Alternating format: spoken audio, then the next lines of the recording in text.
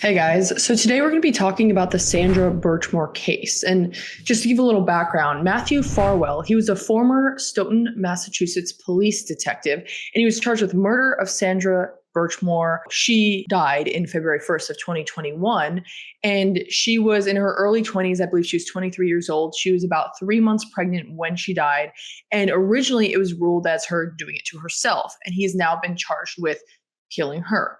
He was accused of grooming her through a police program, which she joined around the age of 12, and there is a history of alleged abuse, sexual exploitation, and all of that. There are also allegations that 2 other Stoughton police officers were involved with her to some degree, and those 2 individuals, it would be William Farwell, who was Matthew Farwell's twin brother, or is Matthew Farwell's twin brother, as well as a man named Robert Devine. Today we'll be talking about Robert Devine.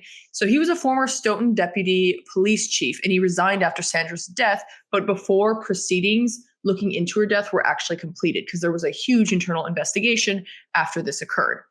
So right now, the Massachusetts Post Commission, which sets the standards and qualifications for law enforcement officers, is considering a recommendation to decertify Devine.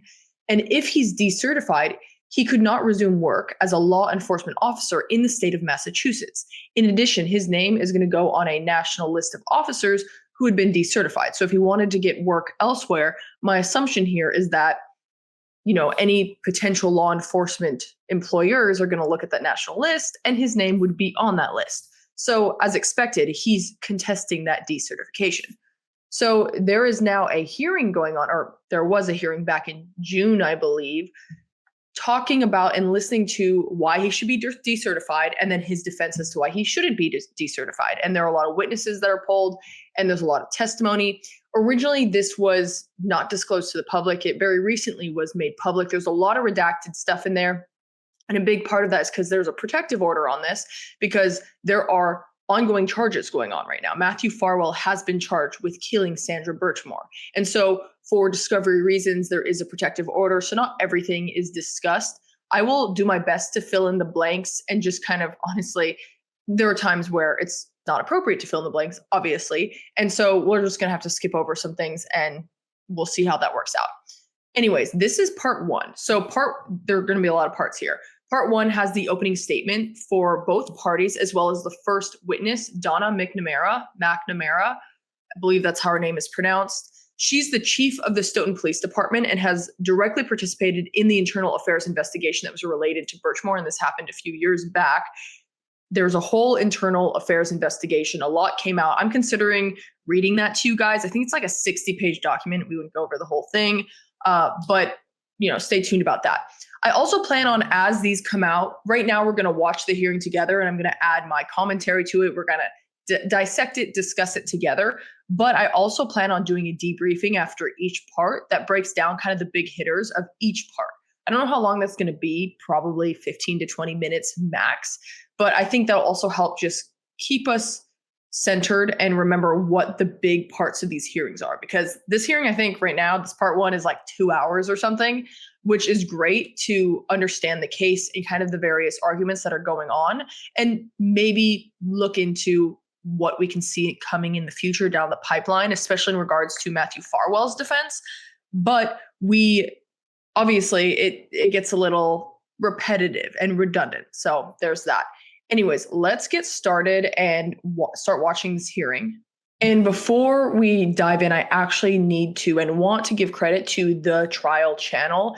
They're a YouTube channel that made this possible. This hearing, the audio is kind of hard to understand, kind of hard to hear. It's not the best audio, but they actually cleaned it up and made it better for us. The audio of the original hearing, apparently, or the original footage, was terrible. So I just want to thank that individual, that YouTube channel, for making this accessible to all of us, as well as making the audio clear enough for us to understand what was going on. That's really important. So thank you. And okay, now without further ado, let's get into this. The respondent engaged in a pattern of unprofessional police misconduct. Throughout this hearing, the division intends to prove 2 things: that the respondent engaged in a pattern of unprofessional police misconduct that may escalate, and that he has repeated internal affairs complaints that were sustained throughout his career. Under the statutes, it's allowed that these be for the same or different offenses. Ultimately, if the division proves its case in this, any discipline to the respondent would be discretionary. According to the statutes, if the division proves that the respondent engaged in this conduct, the commission may suspend or decertify the respondent. The division will be recommending that the commission decertify Robert Devine and add him to the National Decertification Index as a result of this decertification. The division is confident that the evidence will show that decertification is the only appropriate remedy. Mr. Devine has a pattern of untruthfulness, abuse of power, and unprofessional conduct during his time as an officer. And given the gravity of misconduct, it's likely that it would escalate. So I just want to pause here because I want to kind of explain the scope. We need to understand the scope of this, right? These allegations are related to a pattern of untruthfulness, abuse of power, unprofessional conduct, and then expanding that to saying that this is affecting his ability to work and has affected his ability to work on several occasions. And obviously this is going to affect any future, this is the argument, affect future work or assignments. And so that's kind of, I think that's important to note because that's understanding the scope of all of this and where we're going with this entire hearing. His personal affairs have affected his ability to work on several occasions and have undoubtedly reflected poorly on the police profession. To give a little background, as you'll hear today, Officer Devine was with the Stoughton Police Department for approximately 20 years. For the first 15 years or so, there was no discipline, and in fact, by all reports, Mr. Devine was very successful at the Stoughton Police Department. He rose from patrolman all the way to deputy chief, which, as you'll hear, is the second rank in command at the Stoughton Police Department. He was involved in several community projects, among which are the Police Explorers Program, which you may learn a little about, and a substance abuse program, which Mr. Devine helped found. So this is interesting because he really had a clean record for a while until, as you're going to find out in a little bit, 2015, which was the first kind of issue that cropped up here. And he mentioned the Stoughton Police Explorer Program. That is the program that Sandra Birchmore got involved in around the age of 12, 13. And that program is meant to introduce children who are interested in a future in law enforcement to what law enforcement does. So this is where Sandra Birchmore got involved with the three individuals, or the three individuals that are alleged to have gotten involved in Birchmore and started a relationship with her at that time. So it's interesting he's pointing this out because he's like, he had a clean record, all of that, except according to federal documents that I've read related to charging Matthew Farwell, Devine allegedly was involved or seen doing inappropriate things or saying inappropriate things to Sandra while she was in that Explorers program. And in the internal affairs investigation that Donna McNamara was a part of and she kind of instigated, she also found, or that report also found, that Devine was somewhat involved in Birchmore in an inappropriate manner. There were reports of that. And so it's like, okay, yeah, the individual had a clean record. Just because somebody doesn't get caught for doing something bad doesn't mean they're not doing something bad. Of course, it doesn't seem like those allegations are going to be part of this hearing. It's not really mentioned. And I think a big part of it is because that's an internal affairs investigation. It's on a report, but Devine's not being charged of anything in regards to that specifically yet. And so I guess there's really no point in mentioning that or even talking about that. But from a strategy standpoint, maybe it would be. We'll see. However, his reputation changed dramatically in 2015, and this is reflected in Exhibit 3, the Internal Affairs Investigative Report that's already in evidence. There were several sustained IA charges against Mr. Devine as a result of that investigation, among which are conflict of interest, abuse of position, conduct unbecoming, and untruthfulness. Although I won't get too far into the details during the opening because the evidence speaks for itself. Essentially, when Mr. Devine, so this is related to the 2015 report, not the, I believe it's 2021 or 2020 report. Or no, it would be the 2021 report. reflected in the report, was involved in an extramarital affair. It began to impact his professional career. There was a time at which when he tried to break off this affair that the other individual involved began to electronically harass him. And it got to the point that he thought that there should be some sort of police intervention. Unfortunately, as deputy chief, he had ordered one of his subordinates to investigate his own personal affairs. He even asked that individual to use Stoughton Police Department's resources to conduct a forensic analysis on his electronic devices.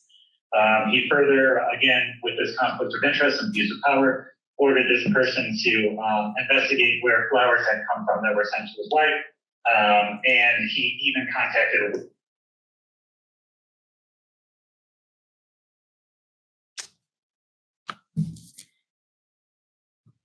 even on the date where the state police were. Like I said, there's a lot of redacted stuff here.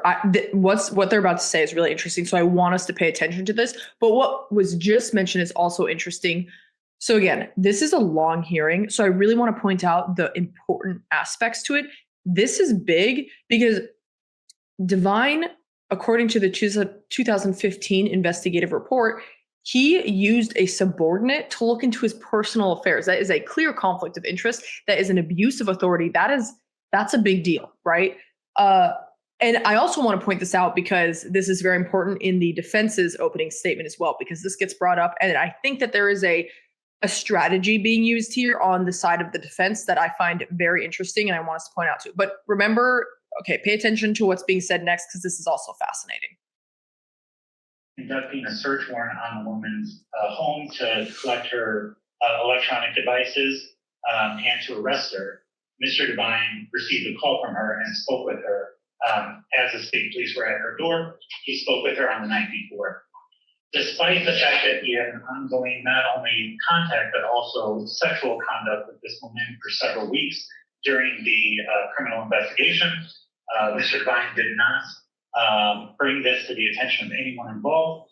It eventually resulted in the arrest of this woman, and despite that he had this ongoing relationship and that he was a deputy chief, he allowed this woman to continue to.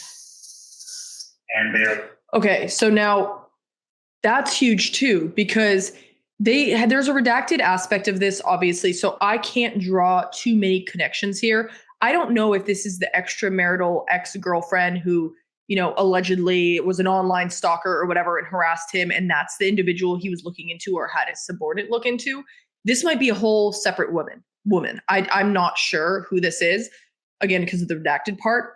But what they're saying is that during a criminal investigation, he had a sexual relationship with the woman who was under investigation, had talked to that woman the day before a search warrant occurred, and the day of, did not tell anyone in the police department about this. That woman ended up getting arrested. I mean, that's big.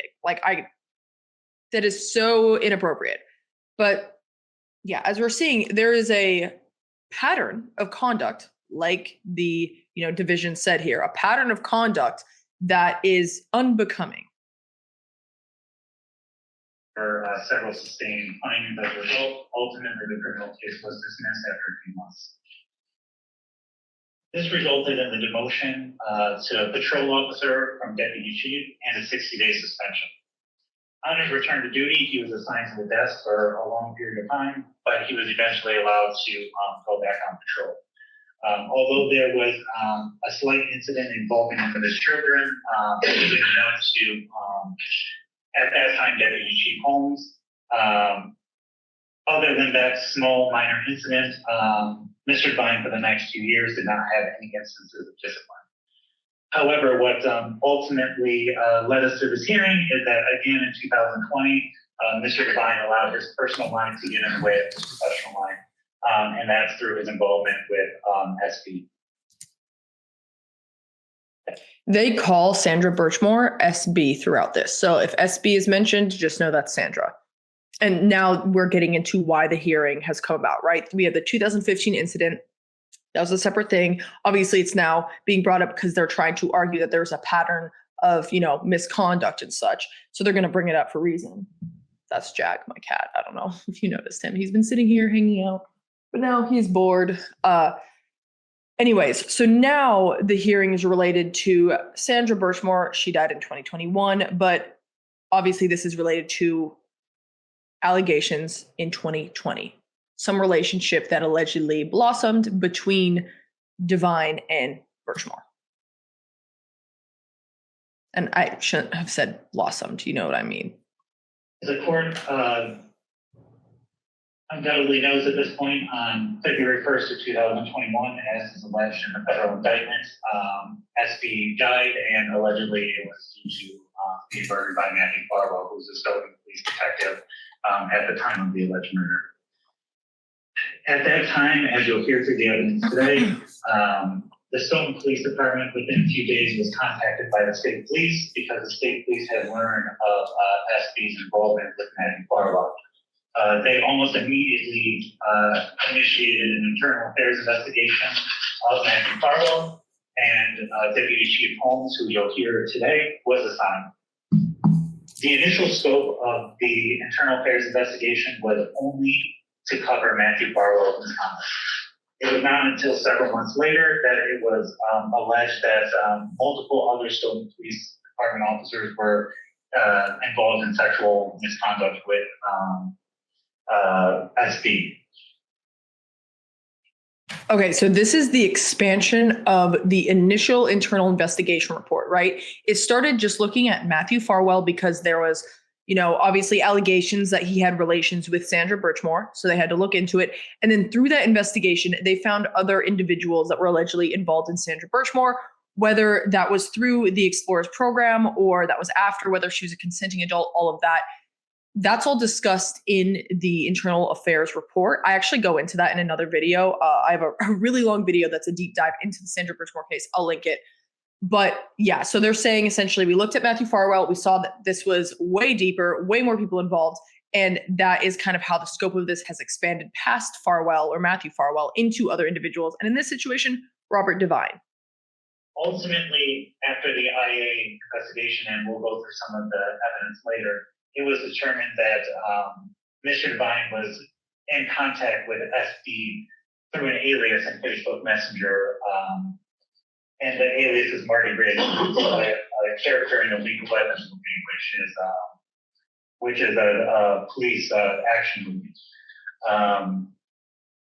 Marty Riggs. Okay, that guy keeps coughing, and it's like, I'm sorry. I'm sorry that you are sick, but I cannot hear what people are saying when you're coughing.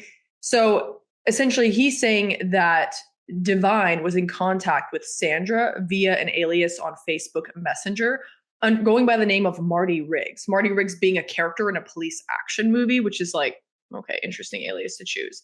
Like, if you're trying to do an alias, why are you making it so easy to connect? But anyway, he's going to go into this. This is going to be a recurring theme. There's going to be a defense for this and all of that. It's very interesting.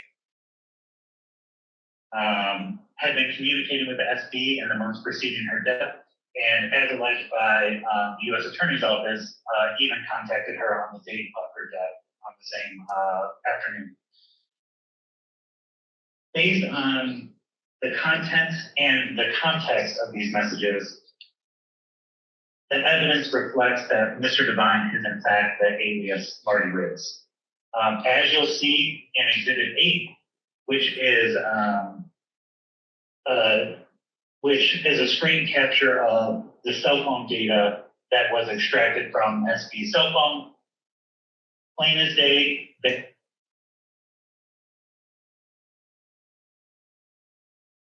that alone should be enough to show that Marty Riggs is Robert Devine. However, based on several of the content of these messages, as you'll see, as is included in the IA report and the exhibits already admitted at this hearing, there are several indicators that Mr. Devine is in fact Marty Riggs, the most important of which is on the date he is admitted,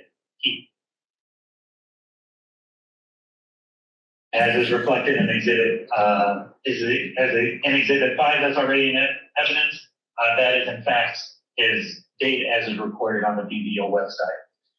The fact of his sexual relationship with SB is not enough to amount to police misconduct. The division admits that. To the division's knowledge, those sexual interactions occurred when Mr. Devine was an adult, when SB was an adult. Although it is questionable that he developed a sexual relationship with somebody that he met as a teenager and was a mentor to as a teenager. Right there. That is where they said, the sexual conduct or the sexual relationship between Sandra and Devine when she was a consenting adult, that is not what we are alleging is related to the misconduct, right? He does point out that that relationship may have started while she was, a child in this Explorers program and while Devine was her mentor, because that was discussed in the internal investigations report. But that's not what they are going after in this hearing. That's not what they're going to allege is the misconduct that should decertify him. That alone, when there are two consenting adults, is not enough to amount to misconduct. However, the issue of misconduct comes to a head when you recognize some of the content of these messages. SP met him for a sexual encounter, as is reflected in the messages while he's on duty on one occasion. He arranged for that sexual encounter and also engaged in the sexual encounter while on duty, and that's reflected in the messages. Ding, ding, ding, ding. That is the misconduct right there. He had sex while on duty. He set it up while on duty. He orchestrated it, and then he engaged in it. That is what they are going after. Additionally, when confronted in the internal affairs investigation interview, Mr. Devine claims that he never had any electronic contact with SB and that he never had any sexual contact with SB. The division's position is that the evidence overwhelmingly supports that these statements are untrue. Now, the 2021 IA investigation resulted in multiple sustained findings as well. Incompetence due to these messages and the sexual conduct while on duty, untruthfulness about the extent of his relationship with SB, and attention and devotion to duty, again, due to the messages and sexual conduct while on duty. As the division will submit at the conclusion of this hearing, the sustained IA findings in 2015 and in 2021 amount to repeated internal affairs complaints for the same, or sustained internal affairs complaints for the same, for different offenses, and his conduct both throughout the 2015 investigation and the 2020 and 2021 investigation that a pattern of unprofessional police conduct that may escalate. Throughout this hearing, I expect the respondent will make several claims that are not supported by the evidence. One of which is that the IA investigators were biased against him. When now Chief Holmes was assigned, it's true that at one point Mr. Devine and now Chief Holmes had a personal relationship, but in no way did that personal relationship detract from his ability to maintain this investigation and conduct this investigation. In fact, Mr. Devine was not even involved for the approximate first year of the investigation. And when he did become involved, there were already independent investigators who were helping now Chief Holmes out with the investigation. And those independent investigators were the ones who interviewed Mr. Devine. Additionally, all of Chief Holmes's findings in the internal affairs investigation are founded in the evidence and founded in the documentary evidence. They're not based on his bias against Mr. Devine. They're based in the evidence, including those Marty Riggs messages. You'll also hear claims that his accounts were hacked and that this is the reason why this person, Marty Riggs, is claiming to be himself.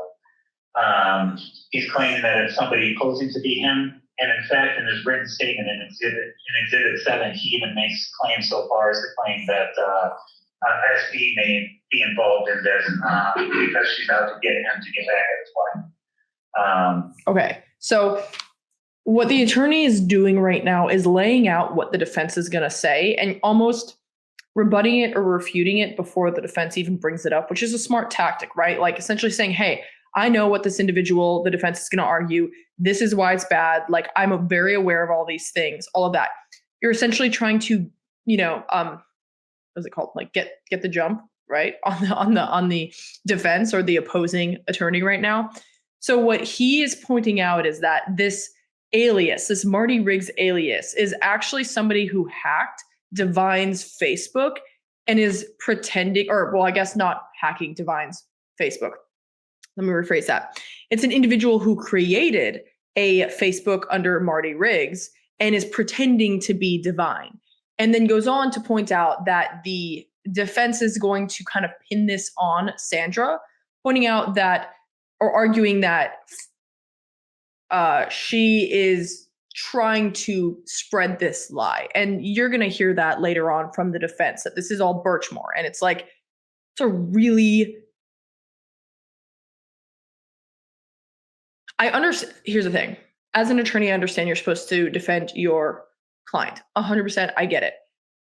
Blaming someone who died. Yeah. I mean, she can't defend herself, can she?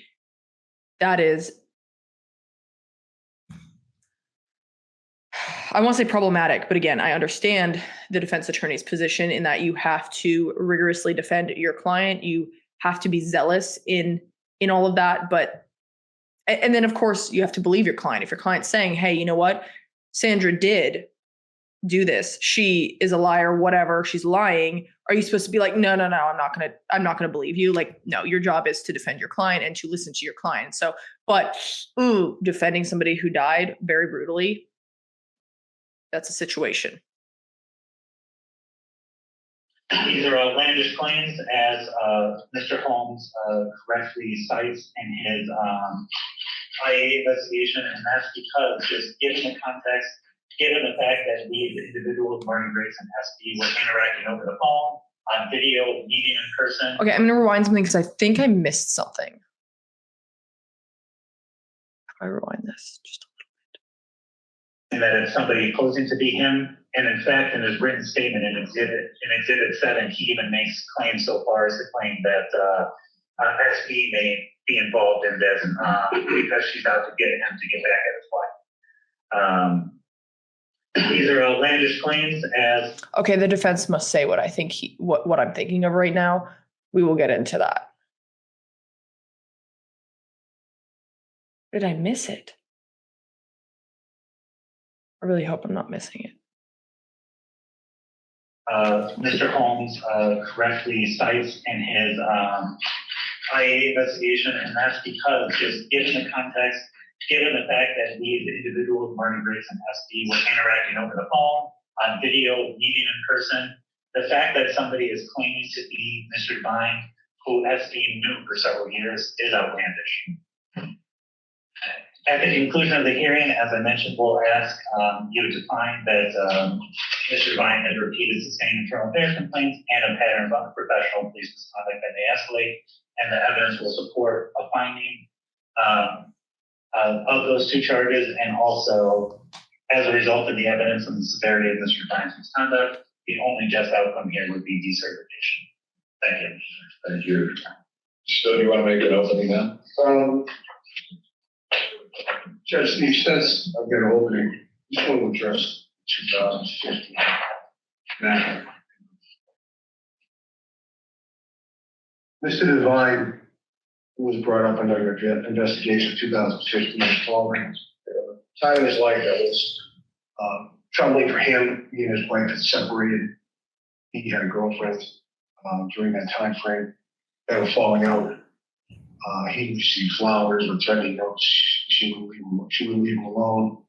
And he basically took it upon himself, didn't want to get him in trouble, just trying to find out, trying to get his son. He took it upon himself to ask people in his department to help him with that. Okay, so very interesting, because you will already see the defense trying to change the narrative, reframe the narrative to, Devine, from Devine's perspective, saying that, she was a girlfriend. Him and his ex-wife were going through trouble. They had separated. It's not an extramarital affair is essentially what he's trying to say, trying to allude to, saying that the big one is Devine didn't want to get his girlfriend in trouble right there. That's huge, because then he moves on to say that is the excuse for why Devine went to a subordinate to use police resources to look into the disgruntled girlfriend, right? A lot of people could be like, okay, well, why not just get a court order? If she's crazy and she's, stalking you electronically and threatening you, whatever, get a court order, do it through proper means. And so essentially what the attorney is doing right now is, if anyone is to try and rebut this by saying, why didn't he get a court order? Well, he was protecting her. He wanted to make sure the girlfriend was okay. He didn't want to get her in trouble. So he went to a subordinate to use police resources to look into her.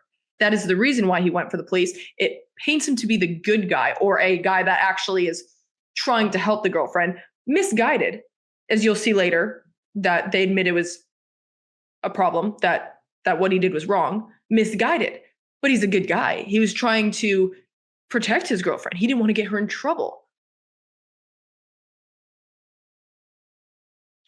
It ended up being an internal investigation. And he agreed with it. There's a memorandum of agreement between the town of Stoughton and Recross he signed as part of the exhibit. He didn't run away from it. He went up to it. Here I am. I did it. I did my loans. And since we're here for today, however, in addition to Okay, there. I did it. He owned up to it. I'm here, all of that. Putting him out there as a truthful individual, saying, yeah, you know what? I messed up. I made a mistake. I agree with the 2015 investigative report. I did something wrong, whatever. I may have been misguided in my actions. I was trying to protect my girlfriend. That's why I did it. I may be misguided, but I'm a truthful person. I admit what I did is wrong. Okay, setting him up as a truthful person. Now, listen. that is a 2020 matter. It's very different. He's denying it. The evidence will show you that there's a bigger lie that's being played out here. The investigating officer is trying to present that the lie that's been perpetrated by SB at the behest or at the encouragement of William Farwell. There's so much right there. So much right there. So then he goes on to say, okay, I'm a truthful person, or Devine is a truthful person. You can trust him. He agrees that the 2015 investigative report was correct and that he was in the wrong, only when he got caught, of course. But 2020, he denies it. Didn't happen. And you can believe his denial because he agreed that what he did in 2015 was wrong. He's a truthful person. So he's truthful now in saying that this didn't happen. 2020 is incorrect. Okay, that's the strategy. Also, mention of William Farwell. That is fascinating. So he is saying, essentially, the attorney is saying that this is entire lie perpetrated by Sandra in collusion with William Farwell. William Farwell being the twin brother of Matthew Farwell. What is he alluding to here? He doesn't detail it very much. He doesn't go into it. I want to see if it's going to come out later in the hearing in maybe some witness testimony, some of the questions. But here's what I'm at. I'm like, okay, well, Sandra thought that Matthew was the father of the child. Matthew may have allegedly thought that he was the father of the child. According to text messages, it seems like he believed Sandra. Okay, actually later came out he was not the father of the child. Who is the father of this child? Because if Birchmore was sexually involved with at least 3 individuals, all allegedly, one of them could be the father. By mentioning William Farwell, is the attorney trying to create some kind of dispute between, well, first of all, he's 100% throwing William Farwell under the bus. Robert Devine's like, we're not friends anymore. Whoop. But is he trying to create some kind of controversy here? Not only that, it's creating an incentive for William Farwell to do this, right? He's protecting Matthew. The twin brother, of course, he's going to protect Matthew and try and make Devine out to be the bad guy, or maybe make Devine out to be the father? Oh my gosh. What about Matthew Farwell's defense attorney? What is his position going to be once Farwell's up in trial? What reasonable doubt is the attorney going to sow? Maybe that Farwell was not the father and somebody else had a motive to allegedly kill Birchmore.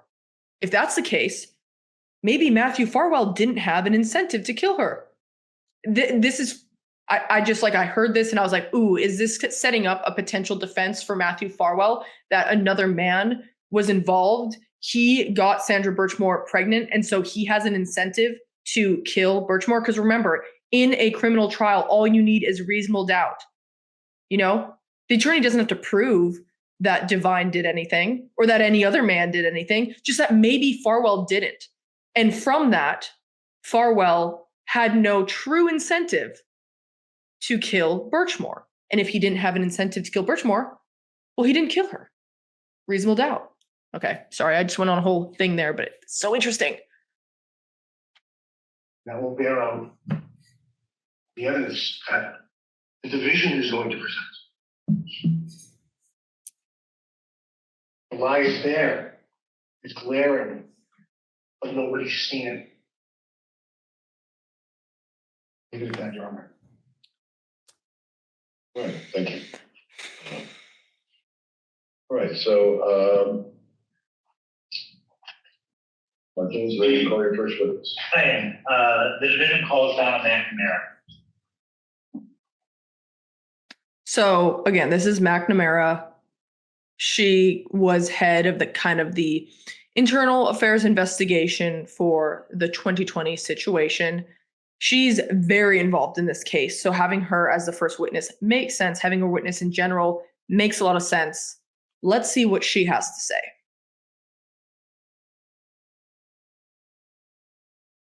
And raise your hand, please. Okay, folks, say your name. Donna McNamara.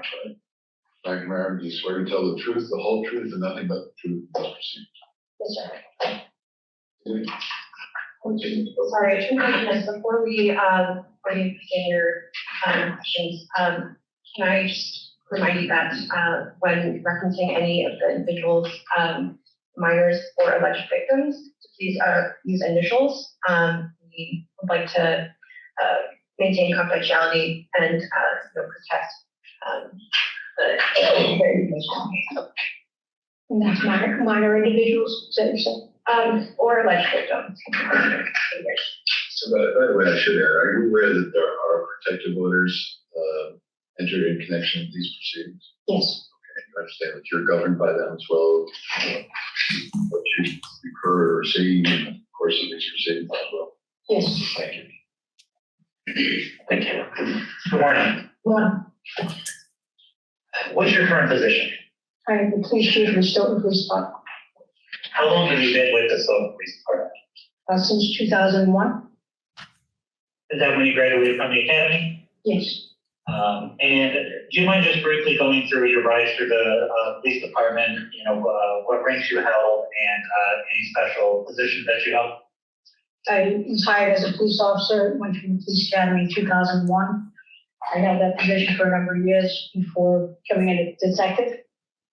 Then I was promoted to the rank of sergeant in 2013. In 2015, I was promoted to lieutenant. In 2016, approximately March 5th of 2016, I was appointed acting police chief. I was held that position in the acting until I was promoted permanently in January of 2017. So you've been chief now for a little over 8 years. Yes, Are there any ranks in between lieutenant and chief at the Stoughton Police Department? yes, there is a deputy chief position. Are there any captains? No, How many deputy chiefs are there currently? two, When you were promoted to chief, were there any deputy chiefs who were currently sitting in that position? no. At the Stoughton Police Department, approximately how many officers are There are currently approximately 42 patrol officers, 9 sergeants. there? Given the size of the Stoughton Police Department, do you have a separate internal affairs investigation unit? Yes, And generally, who conducts the internal affairs investigations? deputy chief. Does the deputy chief ever enlist the help of other ranking officers? At times it's possible. Is that at his discretion or your discretion when he does so? I would be determined by me ultimately. The deputy chief position is runs the internal affairs unit. And briefings are, weekly on any investigation. But assignments as far as initiating internal affairs investigations by me. But we have lieutenants that can and have been trained and can do internal affairs investigations as well as the detective side. But generally speaking, the deputy chief is the one who conducts the investigation and drafts the ultimate findings. Predominantly, yes. Do you then review those findings and confirm them? Yes. Do you know Brian Holmes? Yes. And how do you know him? From my employment with the Stoughton Police Department, Do you know what his current position is? he is a police chief in the town of Kingston. Okay, so just note that Brian Holmes is very central to this part one of the hearing, at least. So I just wanted to point that out so we remember that name as we move forward. And so if you hear that name, ears perk, pay attention, something's gonna go down. Approximately what year did you first meet now Chief Holmes? 2001. And what's your relationship like with him? Co-workers for a number of years. We started together, I believe it was 2003 when I worked the same shift as him for a number of years. We were training partners, we were instructors in courses through the MPTC and within the police department. And then I hired him as a deputy chief. When you were promoted to chief, what was his position? Sergeant. How soon after you were promoted to chief did you then promote Chief Holmes to deputy chief? I believe it was June of 2017 he was hired as deputy chief. When he was hired as deputy chief, was that a vacant seat? Yes. Who was the previous holder of that seat? Robert Devine. Approximately how long was the seat vacant before Chief Holmes was promoted? There was no one, when I was appointed acting chief, there was no one in the position.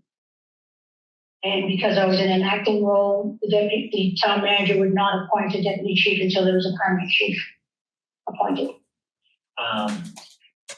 In his role as deputy chief, did Chief Holmes conduct internal affairs investigations?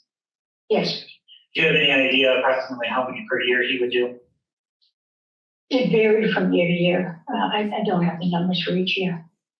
And how long did he serve as deputy chief? Until 2024, I think it was April of 2024. Do you also know Robert Devine? Yes, How long have you known Robert Devine? since 2001. And is it fair to say that he attended the academy at the same time as Chief Holmes? I believe so, yes.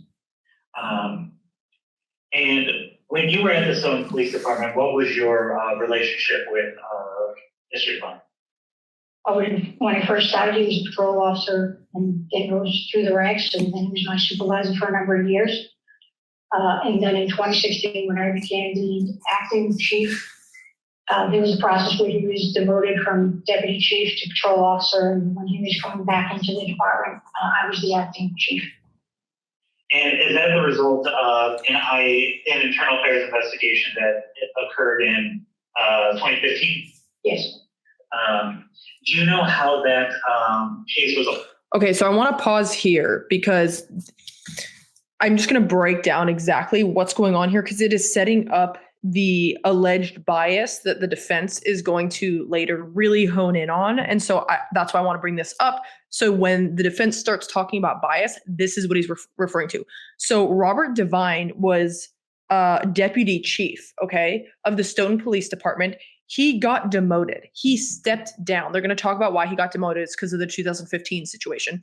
He got demoted to patrol officer. There was a period of time where there was a space where there was no deputy chief. And then Holmes stepped in as deputy chief.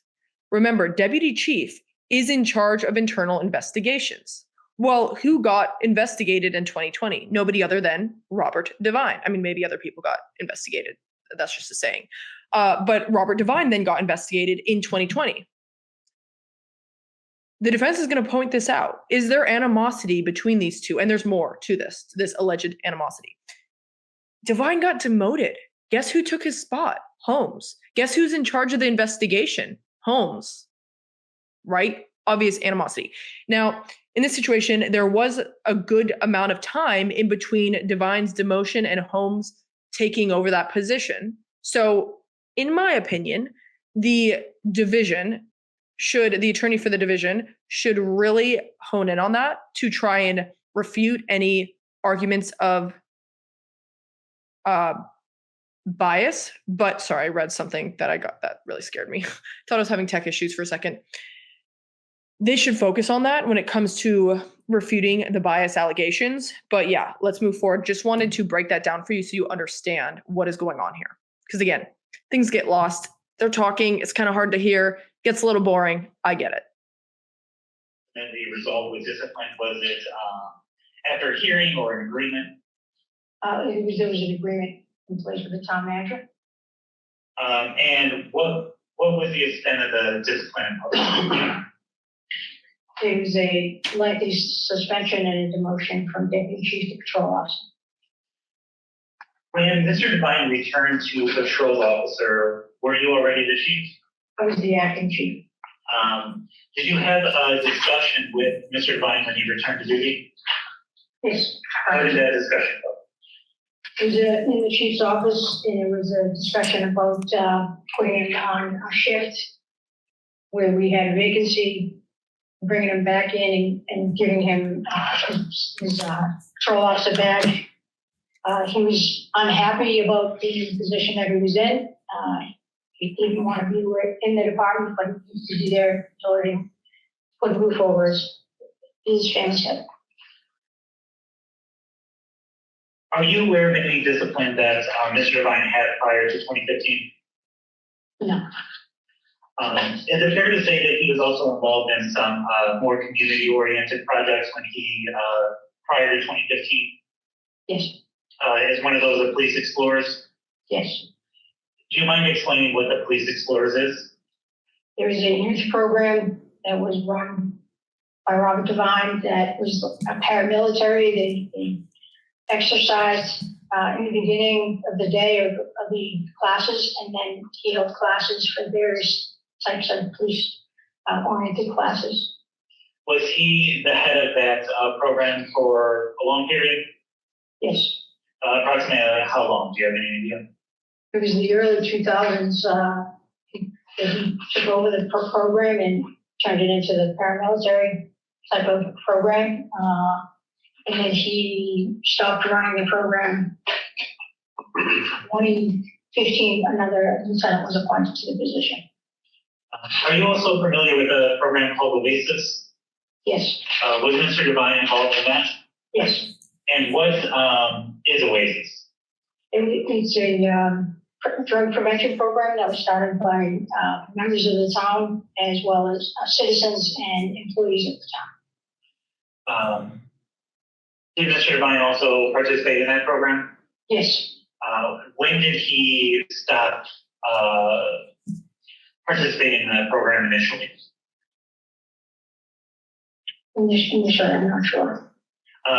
Is it fair to say that when he returned to duty, initially he was not allowed to participate in Oasis? Yes. Was there a time when he later, even after returning to duty in 2016, that he again began to participate in Oasis? I don't believe it was 2016, but it was after 2016 when he returned to his patrol officer position. Did you speak with anyone else about Mr. Devine returning to Oasis? Yes, Brian Holmes.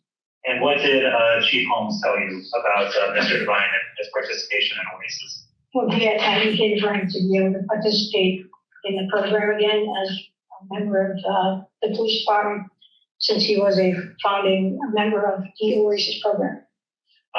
Did you heed Chief Holmes' recommendation? Yes, I did. Do you know anything about the personal relationship between Mr. Devine? Okay, so right there, I think that's a good move on the division's part to point out that Holmes actually said when Devine came back, he should be involved in the Oasis program, the drug prevention program. So it's a situation where Holmes, despite alleged bias that again is going to come out a little bit later, that accusation is going to come out later, Holmes still was like, he should be involved in this drug prevention, organization or program. Is he really that biased? Does he actually hate Devine like the defense attorney is going to allege, right? Chief Holmes? They were very friendly, like we all were in the early years of our careers. Attended, department functions, weddings, I guess. To your knowledge, was there ever a falling out between Chief Holmes and Mr. Devine? I guess, I believe it was after the 2015 investigation. To your knowledge, did that ever carry over into the work environment? Objection. Second.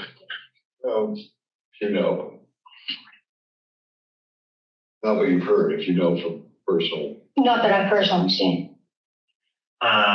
So are you aware of any arguments that occurred, anything like that? Or excuse me, did you observe any arguments that occurred? No. Are you familiar, if I use the initials SB, are you familiar with an individual who was a participant in the Police Explorers Program at one point? Yes. Did you personally know SB before her death? Yes. And how did you know her? She was a participant in the Explorer program. They used the police station. I was here sometimes in the locker room, and within the building. I may or may not, I'm not sure if I ever taught a class with her as an explorer. Did you ever interact with her personally, or was it only in your capacity at the police department? It was only in my capacity in the police department. In early 2020, or excuse me, in February 2021, did you become aware of SB's death? Yes. How did you become aware of it? There was a well-being check initially through our department, and then ultimately the well-being check went to the town of Canton. And after that, we talked about the station. After the well-being check was conducted, she was deceased. After that, after you learned of the death of SB, did there come a time when the Stoughton Police Department became involved in an internal affairs investigation related to her death? Yes. How soon after her death did you first become aware of potential misconduct by police officers? It was after the then Sergeant Cannon contacted me and informed me that there was a member of my department that he had interviewed. What agency is Sergeant Cannon from? Mass State Police. Were the state police at that time in charge of the death investigation? Yes. Initially, what did Sergeant Manning tell you? He informed me that Matthew Farwell and SB were involved in a sexual relationship and that she had interviewed him regarding her death. How soon after her death did that occur that you? That phone call was, I believe, on February 6th. It's fair to say that's within a week of her death? Yes. Who did you assign to the internal affairs investigation? Deputy Chief Brian Holmes. When Deputy Chief Holmes was initially assigned, was it understood that the only misconduct alleged at that point was in relation to Matthew Farwell? Yes. And what was your role in the eventual internal affairs investigation? The investigation was conducted by Deputy Chief Holmes. My role during that time was he would report to me updates on the case. We ended up hiring additional investigators. Any updates that needed to go to the town manager, I would be involved in. You mentioned you hired other investigators. Does that mean that they were outside of the Stoughton Police Department? Yes. And were they independent investigators? Yes. Do you know if they had any law enforcement experience? Yes, they did. How many investigators? So they're really trying to set up the credibility of the investigation right now, because as we will see, the defense is going to attack the credibility of the investigation, trying to essentially say like, hey, this investigation is problematic. It's not for whatever reason. And he's going to try and give a couple different reasons. A big one, honestly, is going to be Holmes's alleged bias, trying to say this investigation is not here. It's moot. And as a result, because this investigation is not real, or it's fake, or it didn't come to the correct conclusion, and Devine is, denying it, this decertification hearing is silly, useless, not going to go anywhere, shouldn't go anywhere, because the 2020 investigation is problematic. There's an issue with it. It's not credible. We can't rely on that for this decertification. So here, the attorney is essentially trying to bolster the credibility of this investigation, showing, yeah, independent investigators came in, right? We didn't just keep it all in-house. Even if Holmes was biased, we have independent investigators. They also helped with this. They signed off on the final report. And so Holmes can't just walk around bullying people, being like, I'm so biased against Devine, I'm going to push around these external investigators, these independent investigators, to get them to agree with me, right? There was additionally 3. Did all have the same agency background? Yes, And where did they work when they were in office? Massachusetts State Police.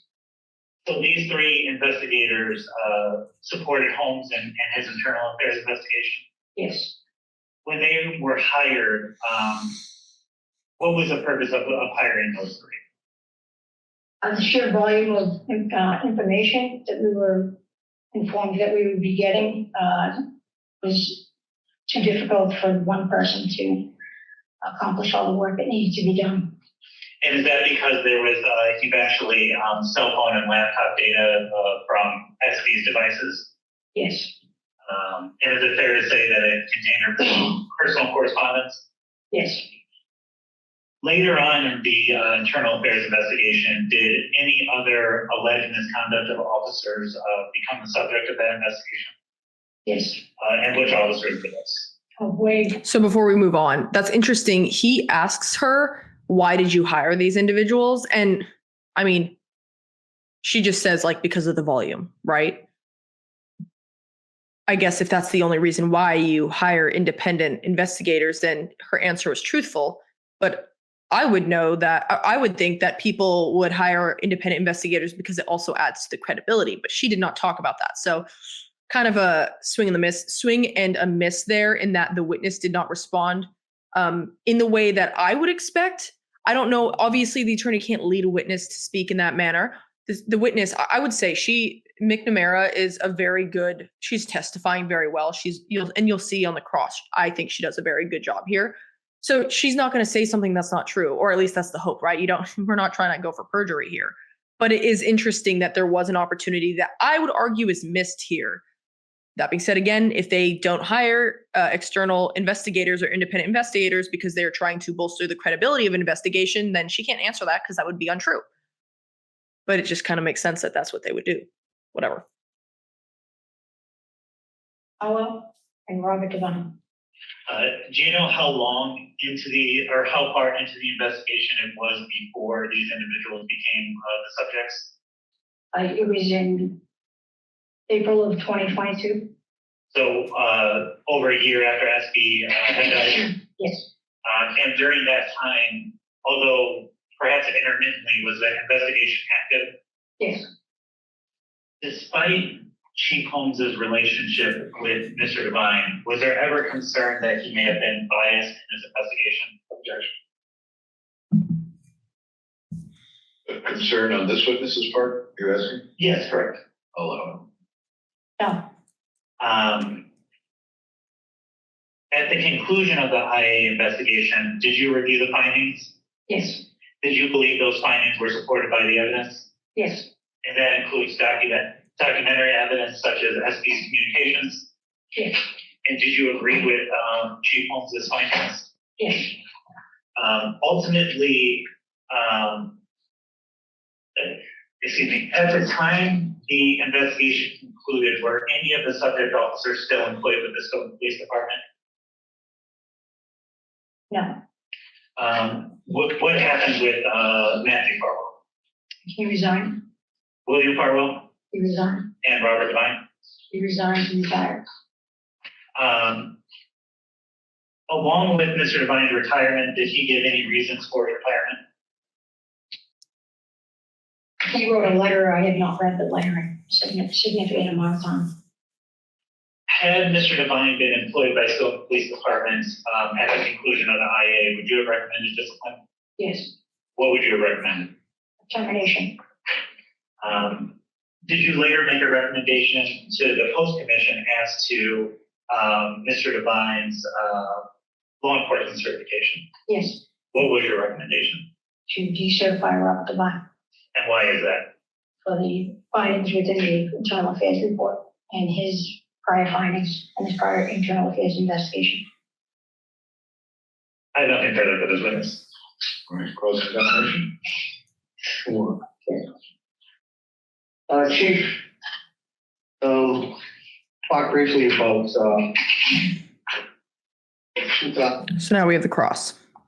investigations, Mr. Devine, is that correct? I So talked about, 2015 investigation to, internal affairs investigations, Mr. Devine. yes, there was. And, in that case, is it your understanding that Mr. Devine had a separation with his wife? That, I did not know that. you didn't know that, so I referred to the records. Have you reviewed the records? I haven't read that report now. And, In a number of years. and Mr. Devine entered into an agreement with the town, is that correct? With the town manager, yes. Devine was separated from his wife. It was not an extramarital affair. That's what the defense is saying here, or trying to allude to. So who is the appointing authority for the police department? The town manager. Town manager. So the town manager, does the town manager control your job? I answer to the town manager, but I am hired by the select board. And can the select board terminate your position? Yes. And this whole SB scandal, it's a scandal within the department, is that fair to say? Objection. Scandal. Like, the language people use, again, frames the narrative, right? It frames how this works. He's using scandal. A lot of this is not saying Sandra as a victim, and she was a victim, she is a victim, but instead trying to say Sandra perpetuated a lie. Sandra, this is a scandal. All of these things to make it something other than what it is, honestly, is that she is a victim, right? Even though we are in a position where obviously everyone is innocent until proven guilty, she's a victim in that this internal investigation has showed that she was arguably preyed upon as a child in the Explorers Program, right? Even if you allege that none of these things happened, that everything is false, that the investigation is wrong, that no wrongdoing happened with the Explorers Program, that, Matthew Farwell did not kill her and make it look like she did it herself, that Devine was not sexually involved with Birchmore in any regard, and definitely not while he was on duty. All of these things, you push that all away. And she did this to herself. She's still a victim. She's still a victim if she did this to herself. Anyway, he's trying to reframe it, trying to make it look different. In that form, also stand the objection. Have you gotten a lot of media attention because of this event involving SB's death? Objection. Overruled. Yes. You gave a press conference, didn't you? Yes. You tried to defend the department, is that correct? I read a statement, yes. And in that statement, did you reference Mr. Devine? Yes, I did. What did you say about Mr. Devine? I don't have the statement on me. You said it. Not word for word, no. Wasn't very favorable to Mr. Devine, was it? It was statements from the internal affairs investigation. You wanted Mr. Devine gone, correct? I thought he should be terminated if he was hired, yes. This is what I mean by she's pretty smart on the stand. Like, being on the stand and questioned by an attorney is scary, right? Like, that is nerve-wracking, scary, all of that. And he's essentially, the way he's asking questions, if she answers in a certain manner, is going to, again, set the tone. It's going to set the narrative. And she's essentially, kind of dodging it and answering it in a much more neutral, professional way, which I would say is very smart on her feet doing that. You wanted Matthew Farwell to jump in, correct? If he was still employed with the town, yes. You wanted William Farwell to jump in, correct? Yes. And you wanted to clean house in the Stoughton Police Department, right? But we actually no more problems. Objection. Overruled. I was referring to the internal affairs investigation and those that were investigated that. Well, He's you got, Chief, can you keep your voice up a little bit? Yes, sir. Just at the end of your answer. Okay. Thank you. well, you were concerned for your own job too, weren't you? No, No, how much did they give you? Objection. How's that relevant? It's biased, Judge. She's targeting people within the departments, such as Mr. Devine, to protect her own job. I just want to get out what's your job worth. I'm going to allow it. this year, I believe it was $106,000 on the books this past year. And you've been a police officer your whole life, right? I'm sorry, 206,000. 206,000. You've been a police officer your whole life? No, Well, I'm sorry, since 2001 or after graduation, yes, since 2001. 20 plus years, right? So I'm just laughing. Like, she's like, no, my whole life. Like, no, I was 5 years old at one point. Like, what? Yes. Looking forward to a pension? Objection. It has the form, but also relevance. Well, let's cross on the issue of bias all out. Looking forward to a pension. At some point in life, yes. And that's based on your salary, right? Yes. So if you get demoted at some point, your salary, your pension could go down. Right? I believe it is based on your 3 highest years of your employment. But if the town is unhappy with your performance, do they have the option to maybe call you or have you removed from your department head position? Yes, I'm under a contract. So this is interesting because, again, he's trying to say that she's biased and that she was protecting her job. And so she had incentive to, I guess, indiscriminately fire people or terminate people and just willy-nilly clean house or whatever, which this is such an interesting line of thinking and argument here, because it's like, she's the chief. This is literally her job. Her job is to terminate people who are found under investigation to have, shown misconduct, to have a pattern of misconduct and all of that. And it's like, so are you saying the flip of this would be she shouldn't have done the internal investigation? She should not have, they resigned before she could terminate them, but she would have suggested that they were terminated. She would have terminated them. So you're suggesting that she shouldn't have done those things because if she did do those things, she suddenly would seem biased? Literally, it's in her job description to do this. This is her job. So that this is like, I would say this argument is grasping at straws. I also find it so interesting that he then tries to make the pension argument, saying like, okay, you have incentive to care about being demoted because your pension is based on your salary. If I heard her correctly, and the audio is a little hard to understand, she said that the pension was based on her 3 highest years' salary. Okay, so getting demoted could hurt her if in the future she was going to have 3 years of like way higher salary.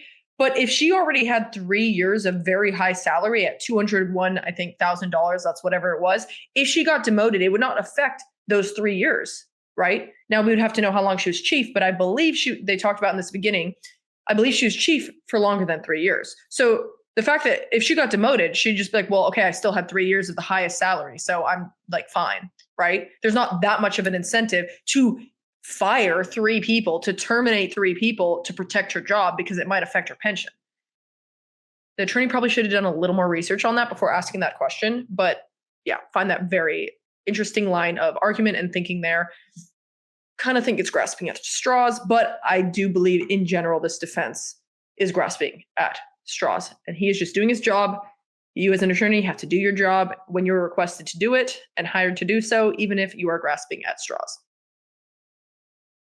you have a personal interest in getting rid of the people who make your department look bad to the public, correct? I have a personal interest in being a police chief and holding people accountable within the organization. Yeah. Her job. Duh. You have an interest in keeping your job, and that interest would be accomplished by quelling any problems within your department. Is that true? Objection, that's an answer. Same. Now, you had other Roberts in the department, is that correct? Yes, You had a Robert Welsh, right? previously, yes, not currently. Not currently. Back in 2001, was Robert Welsh working for the department? No, he was not. Where was he? He had retired. I'm sorry, 2021. Correct, in 2021. Robert Latendra, Yes, he was working there? yes, Robert Coon, is he working there? yes. Now, Chief, you talked briefly about your background, and you've had a course in how to conduct internal investigations, is that correct? Yes, sir. As part of the course, you instructed me to include all relevant evidence about alleged violations being considered, correct? Yes, And additionally, you instructed to include evidence that does not support your conclusion and explain why it didn't affect your reasoning. Is that right? I don't know what you're referring to, what instruction? Well, I'm asking you what you've been trained in. So you should put information in your report that's relevant to the alleged violation, that is the person did something wrong. You're also required, are you not, to put in information that does not support that there was a violation. Yes, It's supposed to be unbiased, right? It's supposed to be neutral, like a judge, correct? yes, And then you're instructed that you have a conflict of interest during an investigation, that you should recuse yourself from the investigation, right? yes, Now, you just testified that you were aware of a falling out with Deputy Chief Holmes and Mr. Devine somewhere around 2015, is that correct? yes, And in fact, Deputy Chief Holmes took over Mr. Devine's job after 2015, after he was gone, right? a number of years later, yes, Well, I couldn't hear that answer. a number of years later. Number. And you testified no one was in that position as Deputy Chief during the time that Mr. Devine was removed and Deputy Chief Holmes was appointed. Yes, What about Dan McGowan? Wasn't he in there? no, he was not. Dan McGowan was the acting Deputy Chief? He was appointed the acting deputy chief by Chief Shastany, and Chief Shastany didn't have the authority to appoint that position. The town had to do it. Town manager, the appointing authority does. Does the town manager, appointing authority, also have the ability to terminate the Deputy Chief Holmes if they so chose? Yes,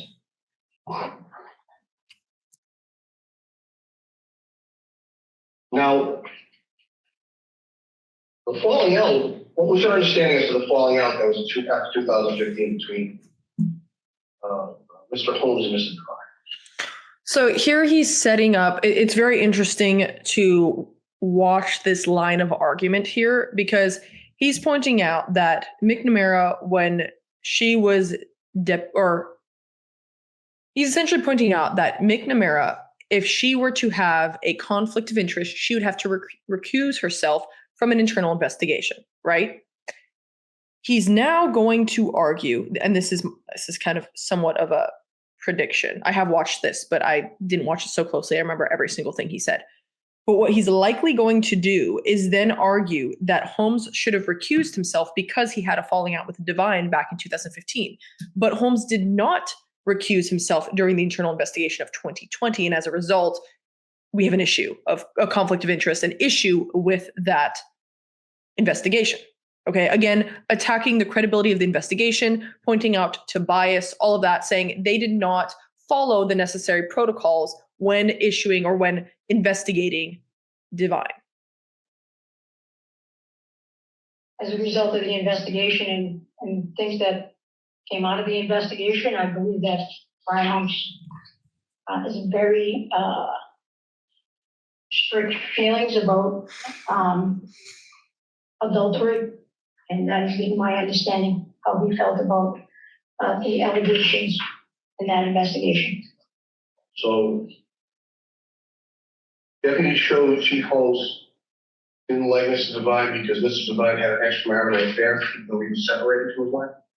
He chose not to talk to him with regards to personal feelings, is the way I understand it. But what about the incident with Mr. Devine's 8-year-old daughter? You recall that? You could explain a little more. You recall shortly after Mr. Devine's reinstatement, his daughter was there. And his daughter was in the station, and she was coloring crayons, 8-year-old, until Mr. Devine was finished work. Recall that incident? Yes, yes.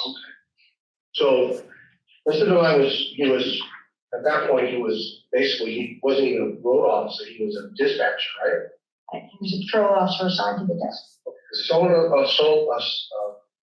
But the desk is what?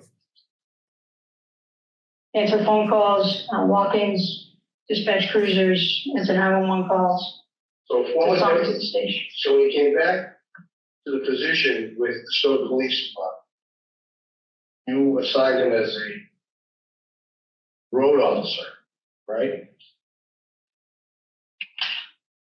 But put him behind the desk.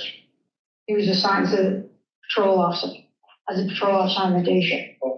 But instead of being a patrol officer, he was put behind the desk, right? That is the position. The patrol officer go on patrol? They do that as well, yes. Mr. Devine could do that, right? Yes, he did, eventually. Eventually. Now, on one of those occasions, his daughter came in, and his daughter was president of the police station, right? That is my understanding, yes. And his daughter, 8-year-old daughter, wrote on some crayons, and said a word, or wrote the word revenge on a piece of paper, crayon. I believe so. And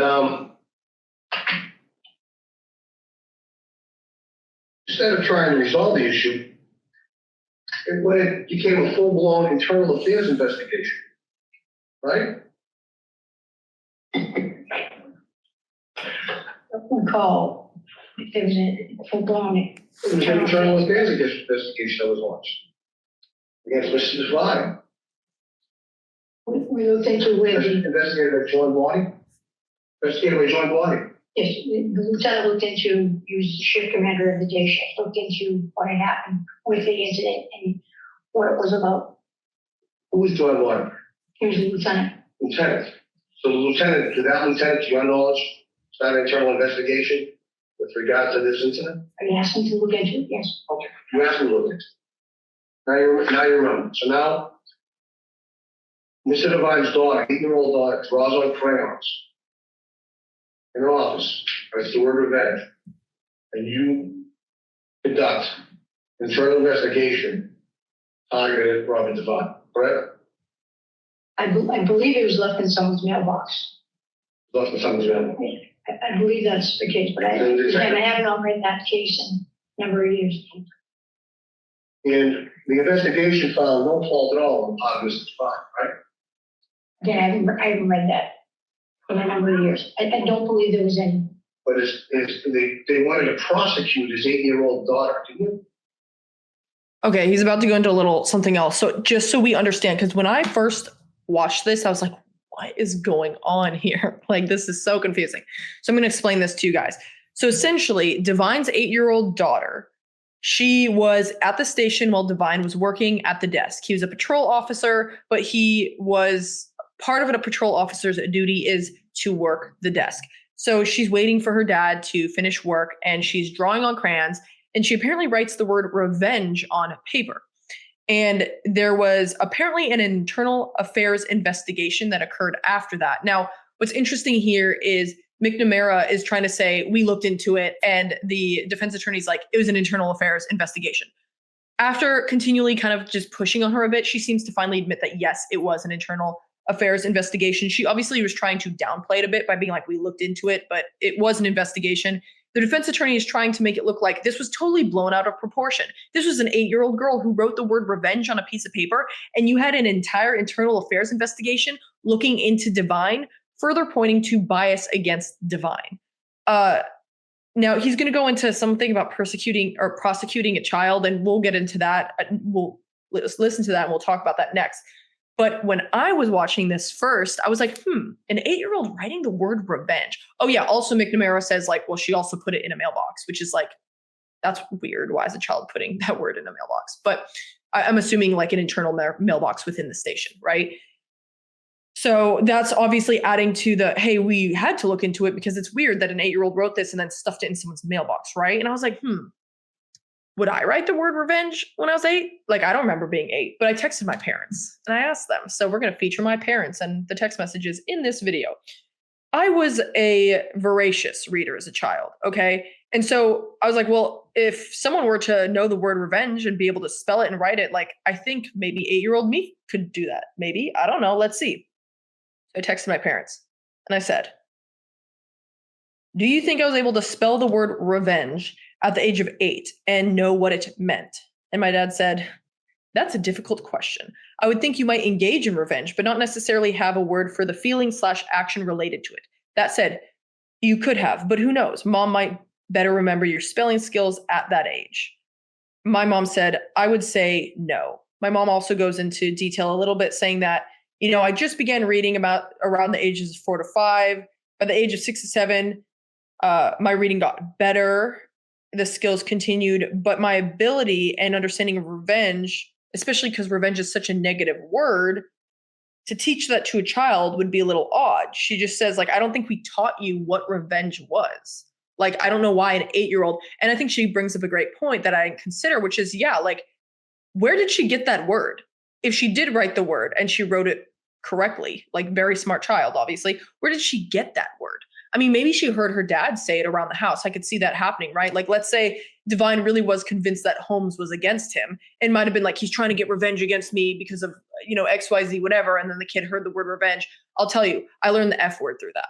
My parents said, no, my parents were playing volleyball against some people. And I heard one of them say the F word and I didn't react. But then later at dinner in a public restaurant, I may have said F you to my dad. I thought it was a good word. I thought it was like, haha, funny. Like, you're playing volleyball, like, F you, dad. So like, maybe she didn't understand the word and I'm really trying to fully, obviously, give both sides the benefit of the doubt here and understand, like, could a child have done this? That being said, if a child does that, I do understand why the police officers would want to look into this. So the department would want to look into it because it's a little odd. What I find really interesting is that if the police did do an internal investigation on this because of the word revenge being written and they looked at Devine, doesn't that kind of highlight that there may have been animosity within the police department related to Devine? Because if Devine was like, if there were no issues with Devine and there was no animosity between Holmes or any other police officers and Devine, and a kid wrote the word revenge, everyone would just be like, ha ha ha, that's kind of funny and weird, but whatever, and just moved on. But the fact that they were incentivized to look into it might support the idea that there was some animosity and tension or friction in that situation. So far, the attorney hasn't really made that argument, but I do think that's interesting to consider. Well, let's move on to the prosecuting an 8-year-old. I don't recall that. Don't recall that the department wanted to prosecute his 8-year-old daughter. That's being requested as a false. Objection, I have to answer it. So, you can answer it. I don't recall prosecuting in Wait. court. Yeah. I don't. No, I don't think so. Do you recall that his 8-year-old daughter was given a trespass notice saying that she couldn't come near the police station? Yes, I do recall that. You trespassed, who issued the trespass notice to Mr. Devine's daughter, 8-year-old daughter? I believe it was Lieutenant Barnett, but it may have been me that said she wasn't allowed in the station without my authorization. Who was the driving force for this investigation? Who claimed that Mr. Devine had done something wrong? Brian Holmes. Ryan Holmes. I would really like to have some more information on this, see the documents, see the trespassing notice. There are a lot of accusations, like prosecuting an 8-year-old for trespassing in court, right? Like, is there some kind of miscommunication here where, because McNamara seems like, yeah, like I might have issued the trespassing notice. You know, the child cannot be in the office unauthorized. Maybe the child was unauthorized, right? Like, I understand not having little kids in a police department or a police office, right? Like, that could be dangerous. I mean, in any office setting, like you can't just bring a child in and not tell your supervisor and just be like, yeah, it's like 8-year-old kids just run around in the halls, right? So I can see how that would be a problem that this child was there. Now, jumping to prosecution in a criminal setting in court for trespassing an 8-year-old, like that's, whoa. Would love to see some more information on that. It seems there might be just some miscommunication here, or maybe one individual inflating the situation, conflating the situation, and the other individual trying to deflate it, I guess, trying to diminish it and say it wasn't prosecution, it was just this. I don't know. We don't have the details, so we can't really make a determination there. So, do you think there was an animus between Brian Holmes Can I ask a question? When did this happen, the incident, approximately? I'm going from memory. I believe it's while I was the acting chief. It was earlier, 2016, maybe. In fact, at the time, Deputy Chief Holmes was would have been a sergeant. And you just testified that a few minutes ago that when you realized there's a conflict of interest doing an investigation, you should remove yourself from that investigation, right? Yes, Would you believe that an animus created against Mr. Devine's daughter and his family in an investigation would create bias on the behalf of Mr. Holmes? I believe that there was an incident that took place, and he made a complaint about the letter, and it was left in his mailbox. So pause, because that's interesting. McNamara just said left in his mailbox. So now we're going from the letter was left in a mailbox to the letter was left in Holmes's mailbox. Again, would love to read this report because I don't know what's going on here exactly. It's a little confusing. Neither sides are being completely forthright about all of this, which is totally understandable, and I'm not surprised. But it's like, okay, revenge written on a piece of paper, stuffed in Holmes's mailbox. Further supports looking into this, but also further supports that there was animosity on either side. You know, something was going on here. Do you believe that shows some sort of evidence of a bias by Mr. Holmes against Mr. Devine? I do not.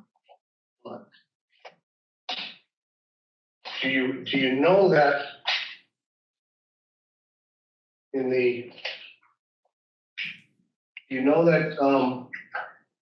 his IA report, Mr. Holmes referred to Mr. Devine as a misogynist? I believe he did, yes. He did.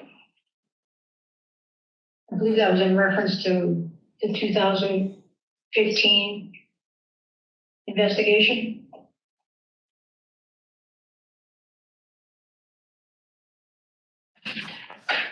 Is forming that opinion, is that what a neutral person should do when setting forth the facts in an internal affairs investigation?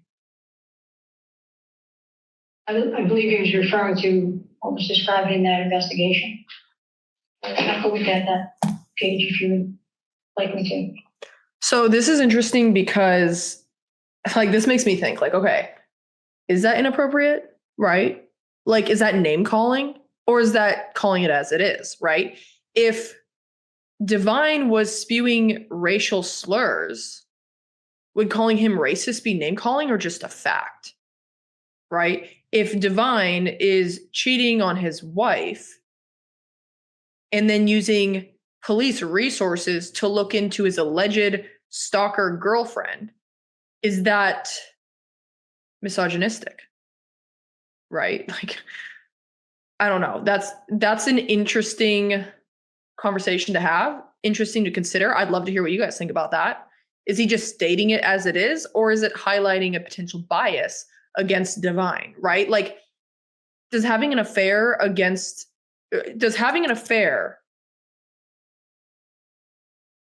does that matter in professional conduct? Let's say Devine did not use police resources. Let's say he just had an affair.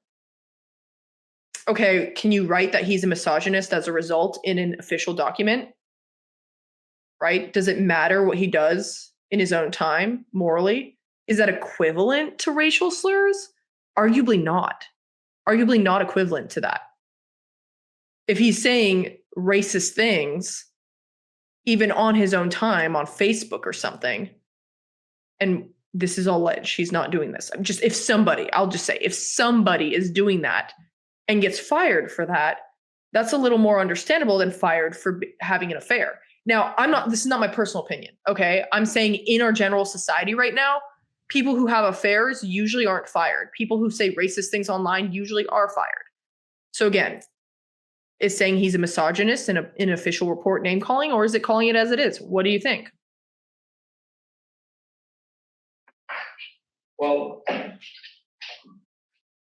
just confused. The use of the word misogynist was in which internal affairs, 2015 or the later one? It was written in the later one, referencing the 2015 investigation, I believe.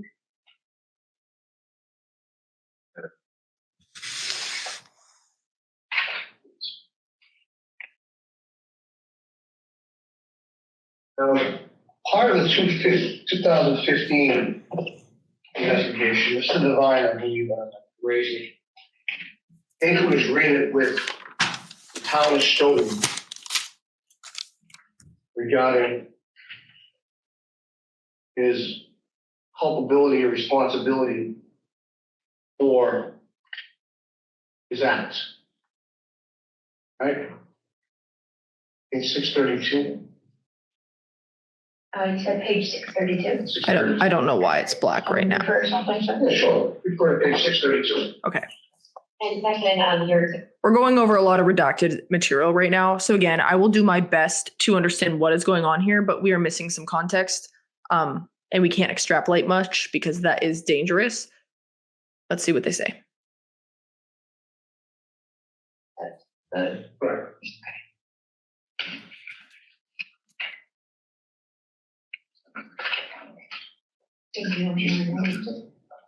Yeah, very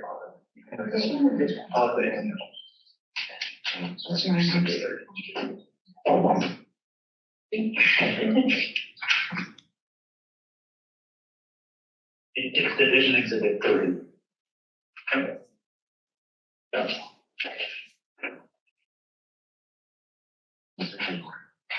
So, do you have page 632? I do so. Okay, I want you to look at 632, 633, 633, and 634.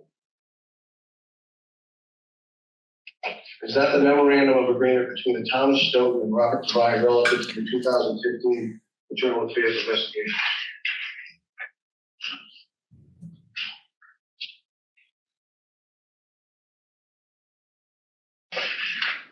Yes.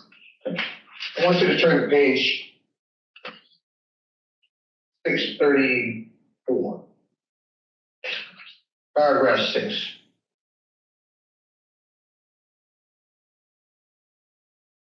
Yes. And you read, who released this record? Objection. Well, Who gave you authority to present this record and to look at this record as part of the internal investigation report, given this agreement? Objection. what's the objection?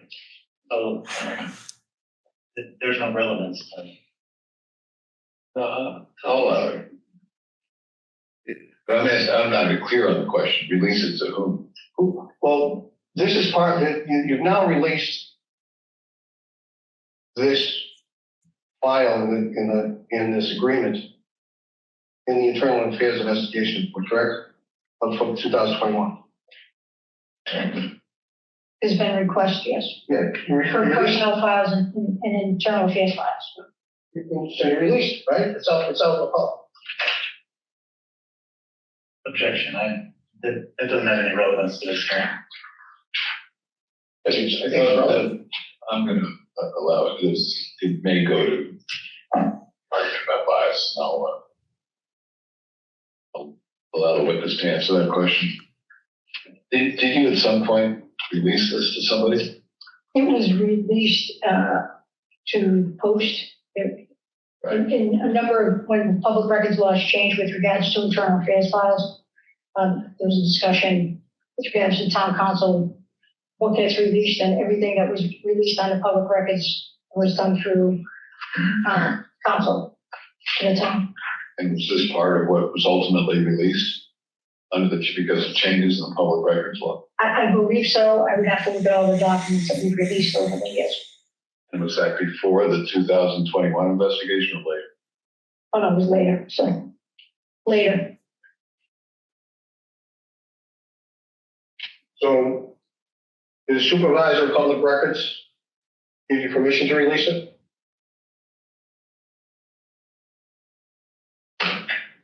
There's been various appeals for records that have been sought, and we've turned things over and responded to anything through public records. And if we've denied things, we get supervisor of records. There's appeals there, and we respond to those. Your department get permission to release this? No.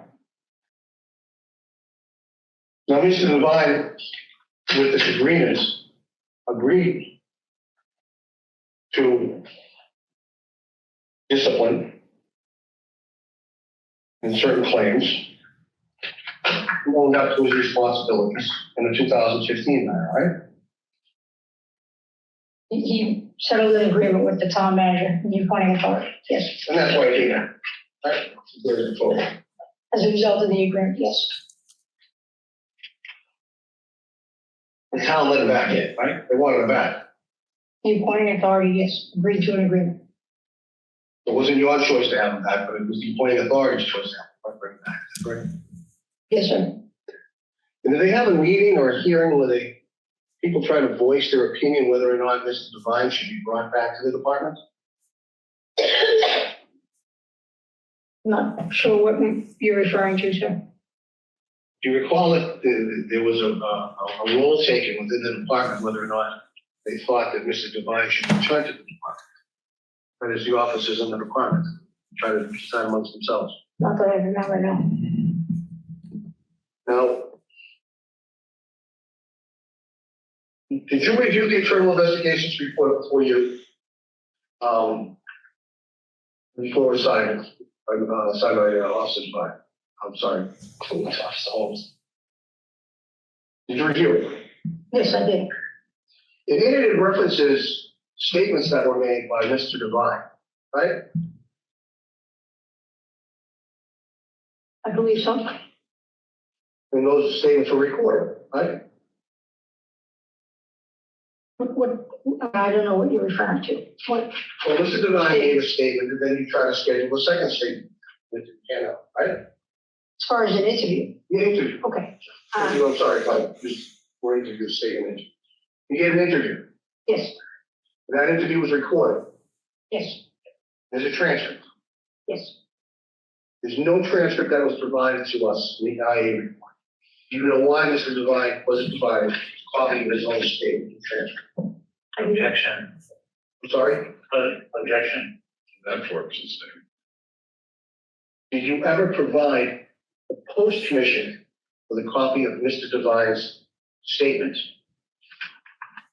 I did not provide the boost, initially, all the items in this.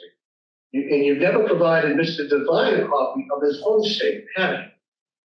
Not that I'm aware of, no. And the copy of Mr. Devine's statement is not incorporated in the AI report, correct? You mean the IA report? Yeah, IA report from 2021. I don't know if it's in there or not. I've not looked at it. It's look at them. See that makes sense. Why not? They're not there. Objection. That's why I'm asking. We don't need you to testify. Thank I'm you. sorry.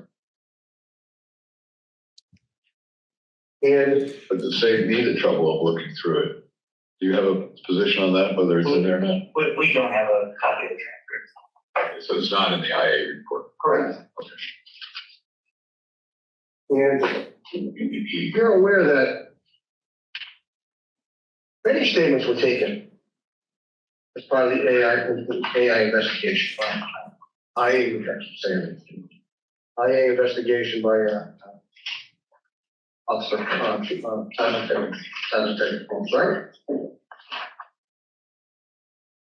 Sorry, can you repeat that? There were many statements taken, right? There were a number of interviews conducted, yes. Page 44, page 44. Just to help me during this process, is this from Exhibit 2 as well? Yes, it's number 40, page 44.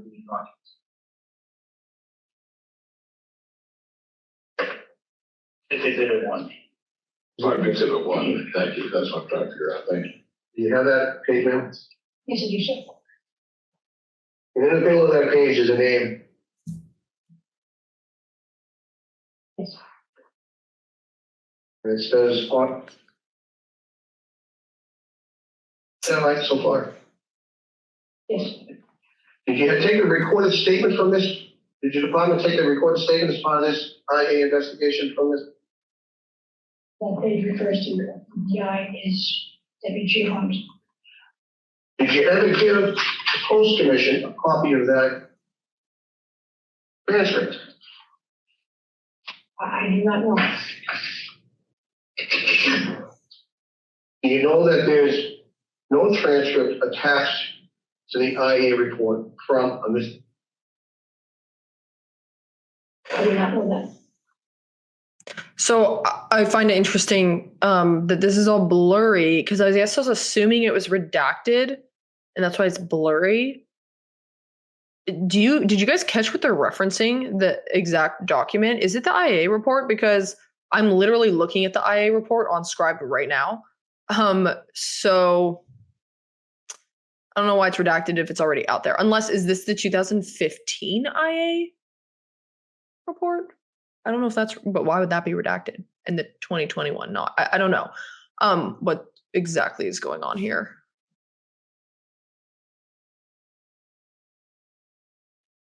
And in fact, this will ask to take a phone call.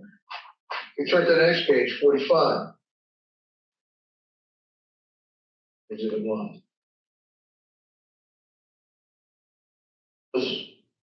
Her interview was conducted as well, is that correct? Okay. The page numbers are not related to the IA. It's the exhibits and what is put forth in that. Okay. I understand now. Yes. The transcript was made for her? I do not know if all the transcripts are in there. Well, would the transcripts have been made for each one of these witnesses? That would be a question to Deputy Chief Holmes. Okay, Chief Holmes. because there are many witnesses in, sorry, that. When you reviewed this IA report, did you have any concern that there were many witness statements, but there weren't transcripts of their statements included in the IA report? I was not concerned. No. Did you read every single page of the 488 pages, I think it is? I've read the majority of it. Majority.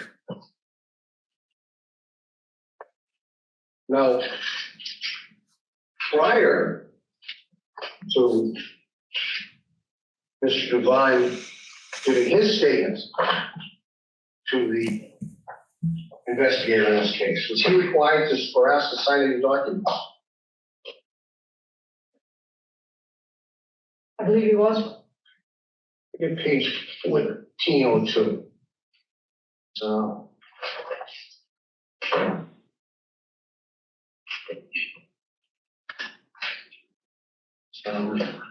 One is exhibit 12. Just one is exhibit 12. Sorry. Is it exhibit 16? Yes, I'm sorry, you're exhibit 16. I do, yes, I'm sorry. Exhibit 16, I'm sorry. Wrote it down.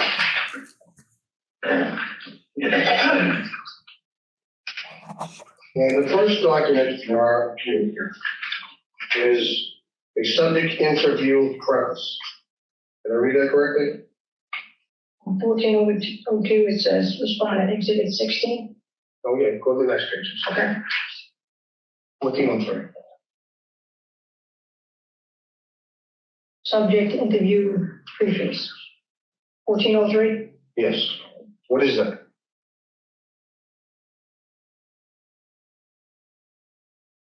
I ask you to keep your voice up a little bit, you know, these are old tired ears on my head. Yes, sir. Sorry. Thank you.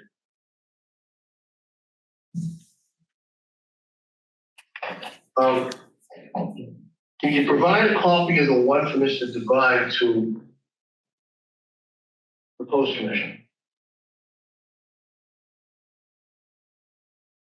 Provide a copy of what you The refer. one that involves Mr. Devine. This is a form that would be filled out to him, is that correct? Would this be filled out to him, or is this, how is this particular document? I wasn't present during the interview. I can't answer that. Are you familiar with the procedures to conduct an internal investigation? Yes. As part of the procedure, would that document have been filled out? Weingarten, and if it was a criminal investigation, yes. You did Miranda rights. Yeah, okay, so Miranda rights. Why don't we go to 1404, page 1404. You please tell me what that document, 1404. 1404. Is that right? Yes.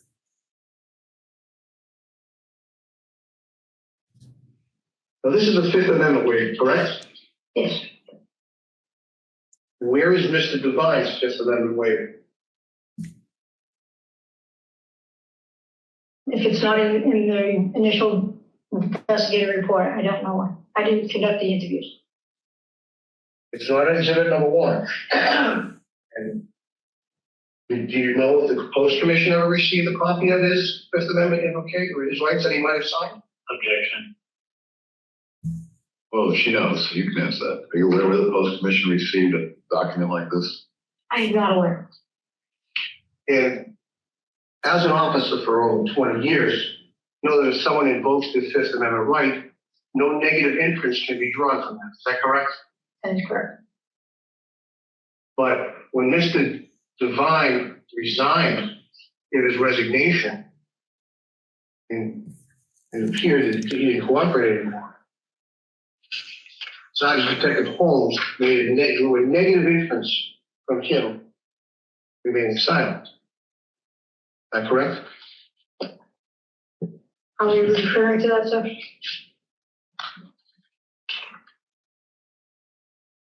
Well, you've just testified that the negative inference shouldn't be drawn for someone remaining silent, right? And when when Officer Devine resigned from his employment, he wasn't essentially cooperating with the department, right? Yes. And was it negative? Should a negative inference been drawn from him not cooperating and remaining silent? I don't know that you just asked me if Deputy Chief did that. I don't know. I can't. It's on page 63. Last line on page 63. Did I read that correctly? Yes, you did. Should a negative inference been drawn from Mr. Devine because he resigned? Didn't say anything anymore? You're referring to the Fifth Amendment rights. Yeah. This was an internal affairs investigation. He was supposed. Okay, so this whole conversation is a little confusing to me because, see, McNamara mentions criminal at the very beginning of it, but from my understanding, she's saying like in cases of criminal charges, then this is what happens in general. She was not saying that there was a criminal charge against Devine. And that's what she says right there is this is an internal investigation. Essentially, the Fifth Amendment is not applicable here, right? Holmes and the police department is allowed to draw a negative inference from, not cooperating with the investigation because this is not a criminal case. He's not being criminally charged. It's an internal investigation. In a civil case, that you can also draw a negative inference from invoking the Fifth Amendment, right? So it's a little confusing, this whole line of argument here, because it's just straight up not applicable to what's going on right now in the investigation, the internal investigation. And again, McNamara says that. So why he's mentioning the Fifth Amendment and the judges aren't dumb. They're not sitting there listening to this and being like, yeah, like that is a good argument. The fact that he wasn't read his Miranda rights and that a negative inference was drawn from this means that there's bias against him. No, like that you can, if the police department is doing an internal investigation and the individual who's being investigated is not cooperating, a negative inference is not only allowed, but makes a lot of sense. Okay. I don't know what to say about that. It's just really interesting. The lawyer is going down this argument. Just sign the Fifth Amendment document, right? That's what we're just discussing. If he was invoking his rights, but he was being investigated for an internal affairs investigation. Okay. Policy violation. So, and in fact, Mr. Devine didn't resign, he retired. I believe the resignation said resignation to retire, but I have not read that recently. Now people back to Latino. So we're missing some context here. It seems he signed a Fifth Amendment waiver, but again, that's not going to be applicable to an internal investigation. That might just be applicable to a future criminal charge. Again, I'm not aware of a criminal charge against Devine right now. I don't know if there will be one. I wouldn't be surprised if some more criminal charges come out the woodworks because as the federal government continues to investigate this matter, other people are implicated to a degree. That being said, not even Farwell is being charged with the alleged grooming or statutory rape of Birchmore yet, which I find interesting. I'm not sure why that's the case, but I digress. 1404. This is 16. Let's go to the next page, which is 1405. On page 1405. Which, You have a question? yes, you know what that document is? Yes, sir. It says Weingarten rights, employees' right to union representation. Do you know if a union representative was present when Mr. Devine gave his statement? I believe it was an attorney from the union. Go to the next page, which is 1406. Do you recognize that document? Yes, sir. Do you recognize the document? Gary warning form. What is Gary warning? I'm sorry. What is Gary warning? Would you like me to read it? Sure.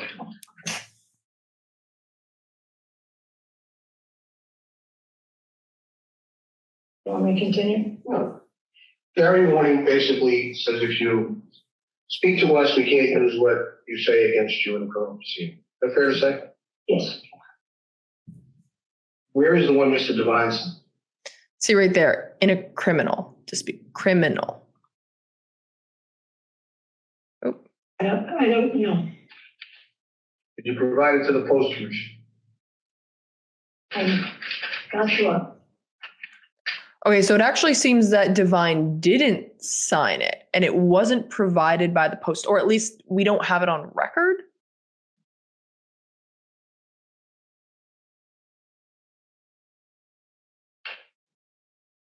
And the last of those documents, that is at 1407.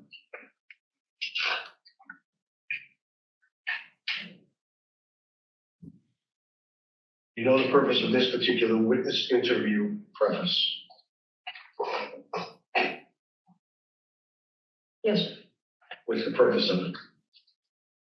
I've given to a witness in an investigation, during an internal phase investigation.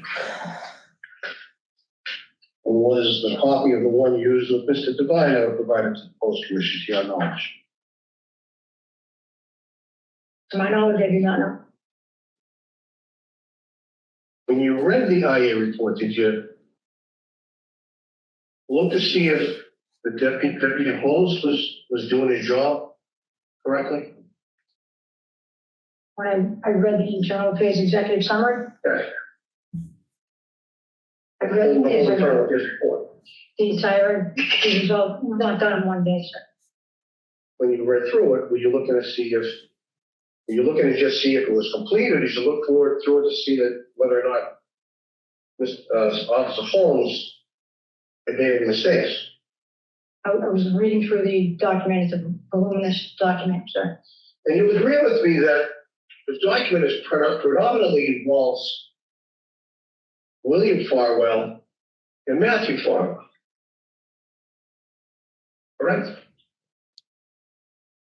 The majority of it, I believe, is Matthew Farwell.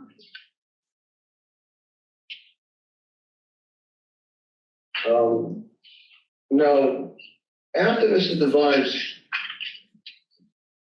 first statement, you tried to schedule a second statement, is that correct? I did not, but Did you have any exchange with them? I'm sorry. investigators did, yes. Did you get involved in any of the scheduling or talk to Mr. Devine or email Mr. Devine or have any type of communication regarding the scheduling? Did I know? And you do understand, however, that a statement, a second interview, I keep calling statements, sorry, a second interview was not conducted, but that Officer Devine was given a whole bunch of questions. Yes. That was, I believe, referenced in his letter that he sent during it, when he resigned. And that is part of the record, right? Again, I believe so, but I would have to look through it. And he answered all the questions. Did you review the questions he sent? The answers he sent? I'd have to look at it, sir.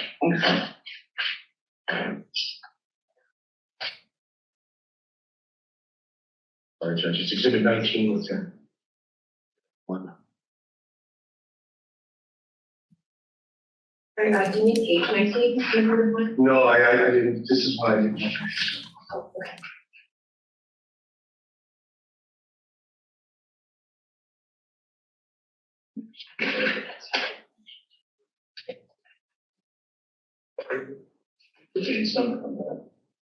Yes, it is 250.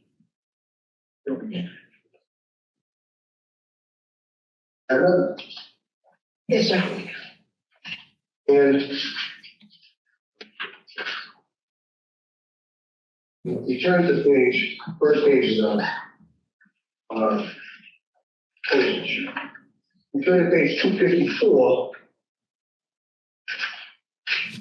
That's Mr. Devine's response. And his response goes all the way to the next exhibit, which is exhibit 20. His response is quite extensive.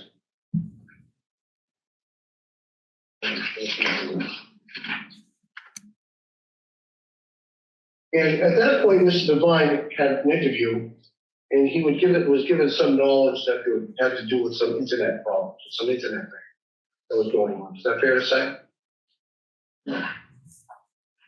Again, I You don't know. know the contents of the questions with regards to Well, the. did you talk to Sergeant Detective Holmes about what questions Mr. Devine was asking, what his position was on the investigation? Deputy Chief Holmes? Yes, ma'am. Careful.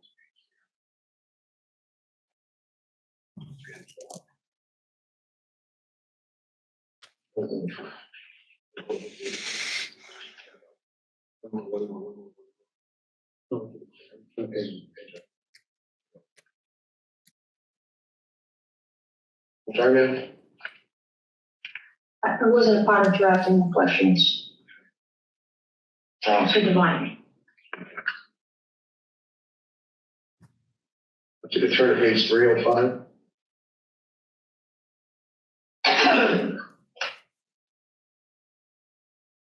You recognize page 305? One time since I've seen, yes. What's the date on 305? August 18, 2022. Okay, so on August 18, 2022, Robert Devine was asked these questions after he didn't sit down for his second interview. Is that fair to say? Have you sent this document? Yes, sir. By the author of page 307, is Deputy Chief Holmes. Right? Yes. And if we look back at, and these are the questions he wanted answered, right?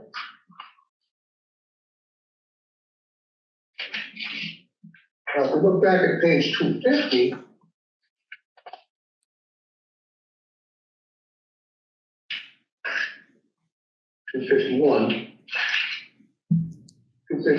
it's the postage, right?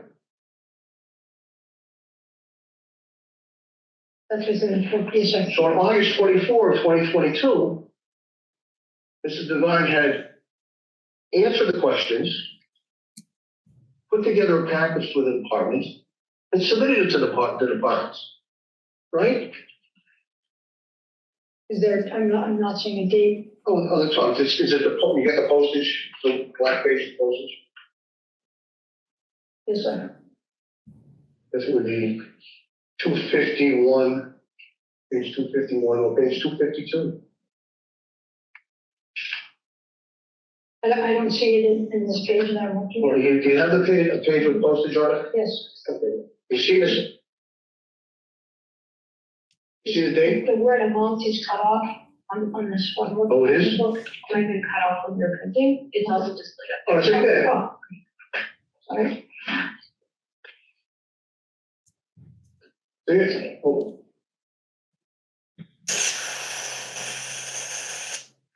Right? Yes.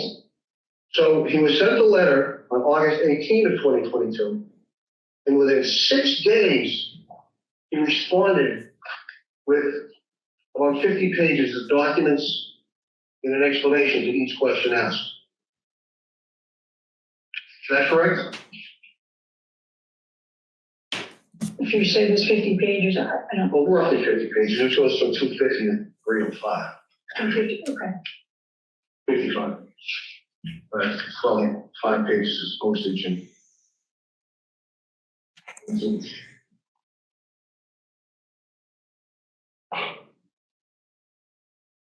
Did you ever have a discussion with Sergeant Detective Holmes about how quickly Mr. Devine had responded to the questions? No. Did you ever discuss with Sergeant Detective Holmes the content of what Mr. Devine had provided? No. Mr. Devine was put on notice that there was a problem, some sort of internet issue going on. Do you know that? Mr. Devine. Mr. Devine was put on notice on August 18 of 2022 on page 305 that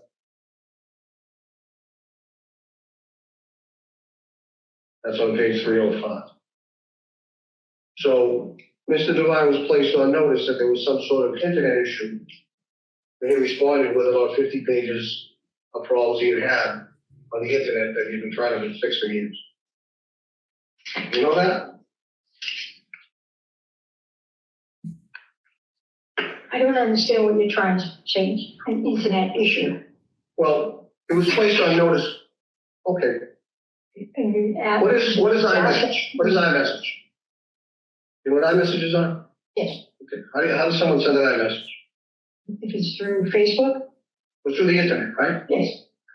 Snapchat. What's that? It's an app you put on your phone, communicate with people. Goes through the internet, right? Yes. WhatsApp. What's that? It's another device and app that you can put on your phone and communicate. And Facebook. Same. Social media websites. Social media website, yes. So Mr. Devine was placed on notice on August 18, 2022, that there was a problem with, there was an issue involving this investigation that had to do with internet access or internet issues. Is that fair to say? And there are questions, each specific questions about questions he was asked these questions. My question is whether or not Mr. Devine was placed on notice that there was an issue involving internet matters, such as Snapchat, WhatsApp, iMessage, Facebook, and the like. It's placed on notice. That's what that letter of August 18th, this is what we're looking for, right? Yes, he was asked questions. And he responded by giving some 50 pages of email messages, Facebook problems he's had. To try to say, is this what you're looking for? Is that what he did? That would be a question to Mr. Devine, if that's what he did. I don't know what he did. Well, why don't you look at the records? Why don't you look at pages 250, 253, say, through 300, and tell us what your background training experience lead those records to be. Objection. The records speak for themselves. Right, it's not what it appears to be, but you can look at the document, and say what it is.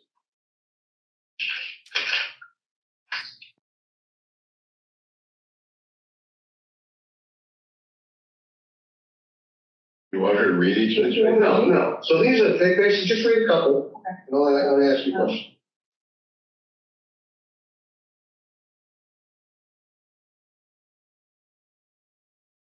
Does it look like Mr. Devine was trying to help the investigation and give you all information he had regarding problems he was having with social media?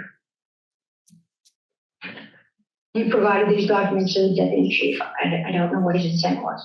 And the deputy chief discounted that, didn't he? I can't answer that question. I do not know that. Within a day of receiving this, he made his decision within a couple of days. Did he make his decision? Just go. Do you answer that question? What date are you referring to?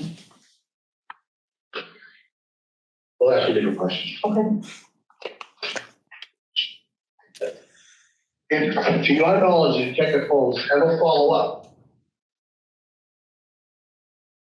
Ever follow up in any investigation regarding the claims of Mr. Devine that he had internet problems in the past? With regards to these documents, I do not know what he did for a follow-up. So this whole thing is confusing because so much is redacted. I cannot figure, especially because they're honestly using incorrect terminology. The defense attorney is jumping between internet problems and mentioned social media problems. Those are different things. Also, iMessage is not through Facebook, but whatever. That's a whole separate thing. Separate situation here. I can't tell if the defense attorney is essentially trying to allude to the idea that Devine was cooperating with the internal investigation, if he's trying to refute this whole idea that he was uncooperative, which is interesting because he used the idea that he was uncooperative as support for his Fifth Amendment argument that that Holmes was using his silence against him, and is now talking about how he responded to a bunch of questions with 50 pages of answers, which kind of evidences that he was cooperative. So I'm like, okay, I don't know which way we're going here. Again, don't know if that's the argument he's trying to make because he hasn't. Maybe we'll find out as this insanely long line of questioning comes to a conclusion here. But my other question is he using this to argue that maybe Marty Riggs, that whole theory, that whole argument, which is that Marty Riggs is not Devine, but rather someone imitating Devine and pretending to be Devine through Marty Riggs, right? I don't know which way he's going here. Again, it's confusing because he's mentioning internet problems and social media problems, which are two different things. But I just want to break that down for you guys. So like, you're not the only one sitting there like WTF, but let's continue to listen to this and see if maybe we can figure out what's going on here. And I don't know, we'll see depending on what's redacted. You read Mr. Devine's response on approximately page 253, his written response. Did you ever read his written response? Much later. Oh, and I do also want to say that there's kind of a third line of argument that could be going on here, which is the attorney essentially saying that Holmes ignored this kind of cooperation or ignored aspects of the questions that Devine answered. And as a result, it's going to highlight that Holmes was biased. Again, he hasn't concluded this line of thinking or line of questioning yet, so we don't know where he's going. It's very hard to understand. But those are, I guess, 3 ways he could be going at this point in time that I'm predicting, that I'm seeing. Yeah. I'm meaning not on the date we referenced, date 24. When you played it, you had problems with kids. You're not fixed, right? I believe he does state that in his letter. Now, let's switch gears. What? Most of the questions regarding the internal affairs report should be directed towards Officer Holmes, right? As far as the investigation? Yeah. Yes. He did, right? He would, along with the other investigators, yes. Now, there have been, as your tenure at the office, there have been several complaints made against you by subordinates. Is that correct? Okay, so we never got a conclusion to that entire line of questioning. I don't know what he was trying to get at. If you know what he was getting at, if I missed something, please let me know in the comments because I have no idea where he was going with that. And then he just was like, I'm going to switch gears. Whoop, go somewhere else. Okay, now talking about McNamara's complaints against her, written by subordinates.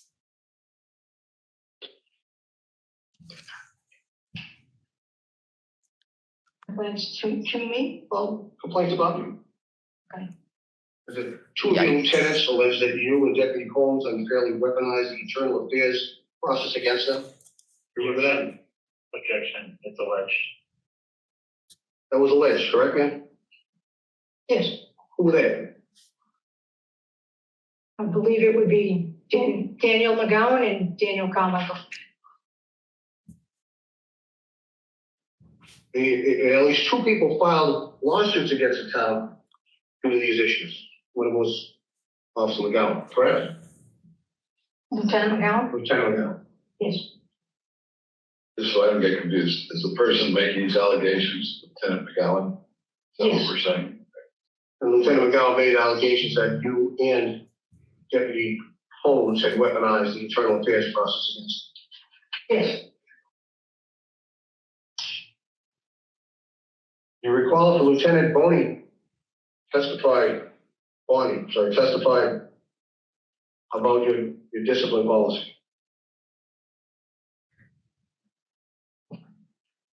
I don't know what the testimony you're referring to. Lieutenant McGowan's public hearing. Recall that at all? Yes.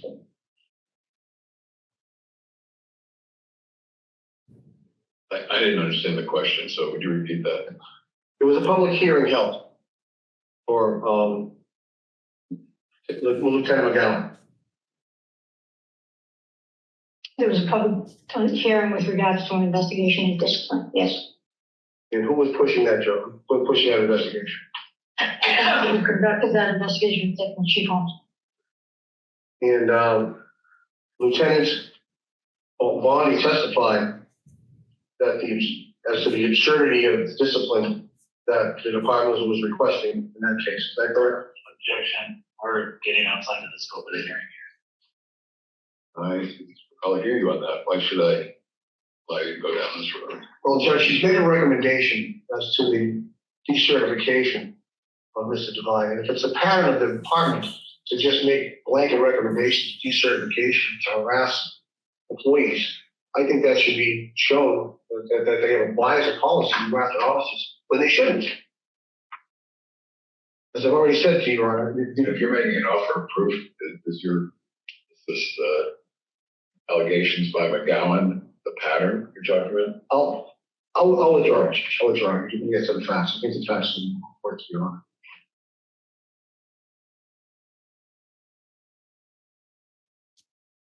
Now, we briefly spoke about Detective Matthew Farwell. Okay, interesting. Really interesting that he was trying to set up a pattern of weaponization of the between essentially McNamara and Holmes working together to weaponize the internal investigation against officers or people within the police department.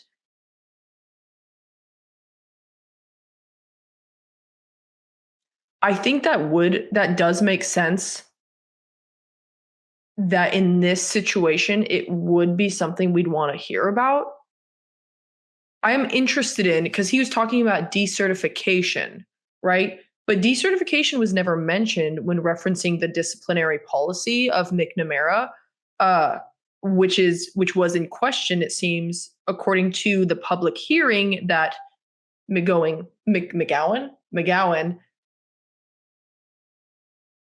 pushed for, I guess, the lawsuit. Kind of hard to, I really wish this was explained a little bit better before the attorney just decided to withdraw and then move on. Yeah, I don't really know what's going on here, but we may not know. Maybe he will ask this question later to a different witness, maybe Holmes if he's a witness. I'm guessing he's going to be a witness. And I believe he's been charged with murder in this case, right? Not this case, I'm sorry, murder in the overall incident involving SB. So, no, he's not. Matthew Farwell? He's not charged with murder. Oh, what's he charged with? He's under a federal indictment. Yeah, it's a charge. Killing a witness, I believe, is the charge. That would be SB. That's the indictment, yes. That's murder, right? Murder is a state crime. Okay. Is it different? It's in state and federal, because it's killing somebody different. But the specific charge is different in different jurisdictions, right? You promoted him at one point, didn't you? You promoted him to detective. Yes, I did. When did you promote him to detective? I don't have the exact date, but I believe it was the early 2017. When you promoted him to detective, that gave him the ability to have more freedom and motion and movement in the department. Is that correct? Throughout the detective, yes. His assignment was 4 to 12. He was a detective. He didn't have to sit. I'm sorry. He worked 4 to 12. 4 to 12. What were his assigned duties, if any? Whatever the detective sergeant assigned to him, as far as cases that he investigated. So he would have less supervision than he would as a patrol officer or a desk officer. Is that correct? Objection. What's the relevance to this hearing? I'm curious how that myself. Why is that relevant? Judge, she promoted a person in child murder. And again, I'm off. But she didn't promote him when he was charged with murder. Right. She promoted him.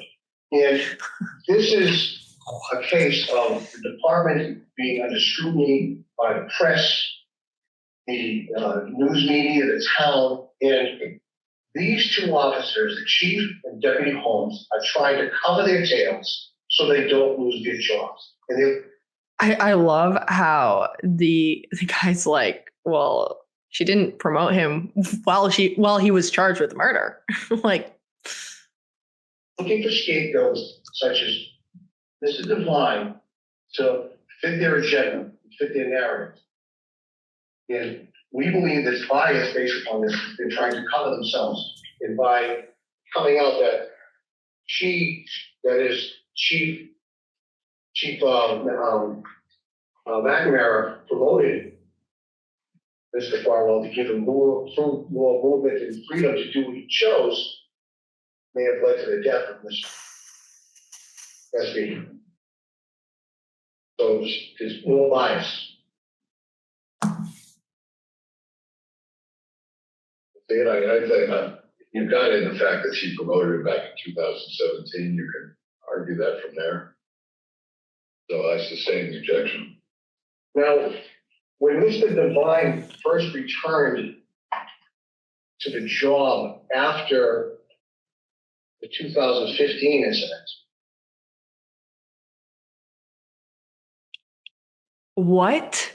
Like the silence in the room after the explanation of what in the world he was trying to get at. Like maybe he could try and say that she is not fit for the job because she hired somebody or she promoted somebody who later committed murder. Like that would still be a far reach and kind of a crazy argument. But whatever he just made, like, did anyone understand that? What exactly he would like? Essentially saying that she promoted him to a position of greater authority and freedom. And as a result of that freedom, he committed murder. He killed Birchmore, and therefore it's her fault. Like that's all I got from that. I could not understand that. But let me know if you got something that I did not get, because I don't know where that was going. And then switch again back to Devine.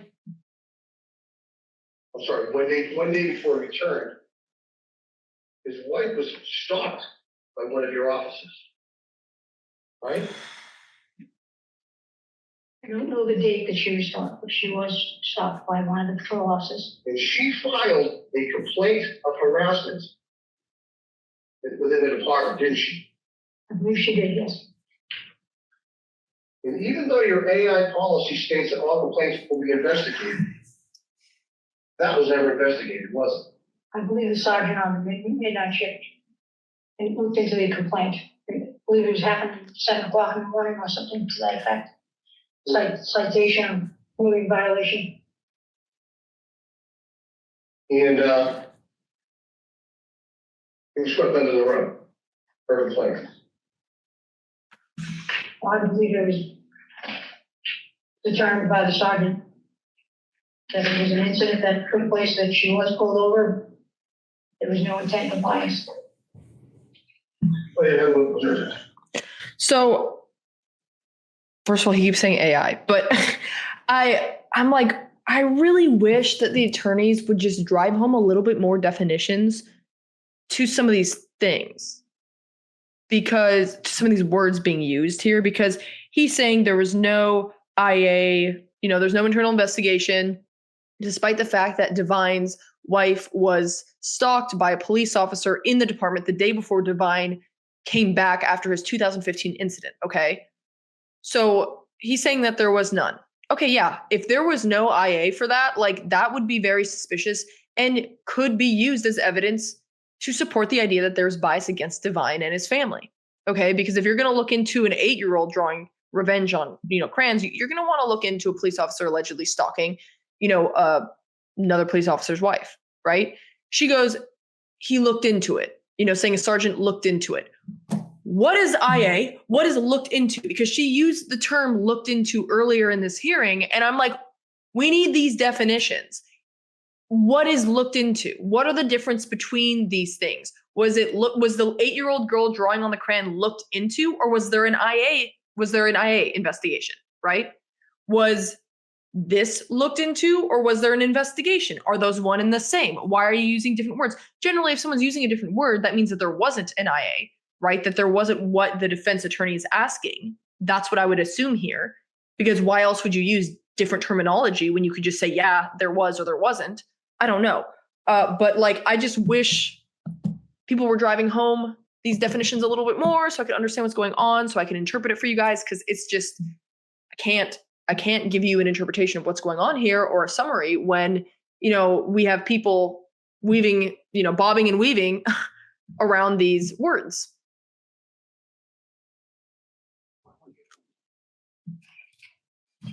Tell me, did you ever look at the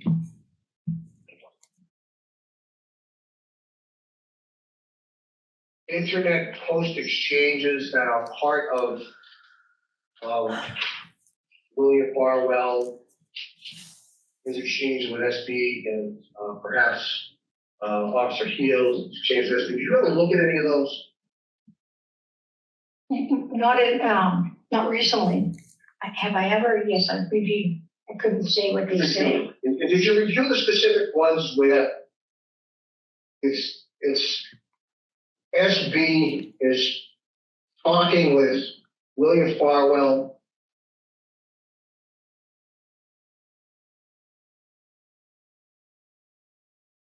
Okay, they just mentioned another officer there. They said Officer Heels? Who is that? I've not heard that name yet. Why is he being mentioned here?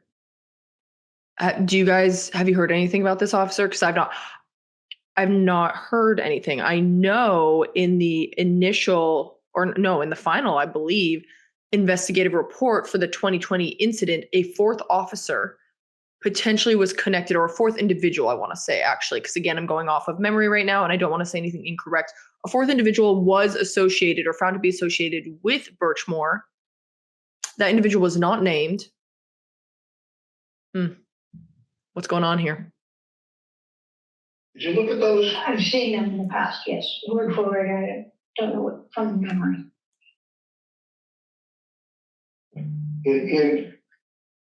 In some of those exchanges that SB has, that we have that the post is identified as exhibits, the issue comes up of Miss SB sending text messages to Rob. You know that? And my understanding, please correct me if I'm wrong, is the AI report contains over 50,000 pages of exchanges. And they are from the cell phone of SB. They are from her computer. Is that correct? That is my understanding. So her cell phone record should be there, and her computer record should be there, right? One of the photographs. How they extracted and got the information, I'm not privy, not that I know what they did as far as the Mass State Police did, the ones that had the initial access to that. So all of her information, her cell phone and her computer, they should all be here in the 50,000 plus pages of documents, right? I don't know exactly what they provided as far as the Mass State Police to us from the extractions. But your understanding Is anything or just I get one last question. What do you understand is the content of the extractions made by the state police? it's from her cell phone that was, my understanding is that it was backed up from her MacBook. So it would be all of her cell phone records and text messages, right? It's my understanding that it came from the cell phone. What they extracted, I can't testify to that. And all the information from her computer that might be social media recordings, right? Again, I'm not sure what device they dropped this off of. But that's your understanding, they collected everything, right? My understanding, they're the ones that collected. I have no more questions. Redirect. Yes, please, Your Honor. Okay, we're now going into the redirect. That was the end of the cross. I'm really curious as to what he was getting to at the end of that.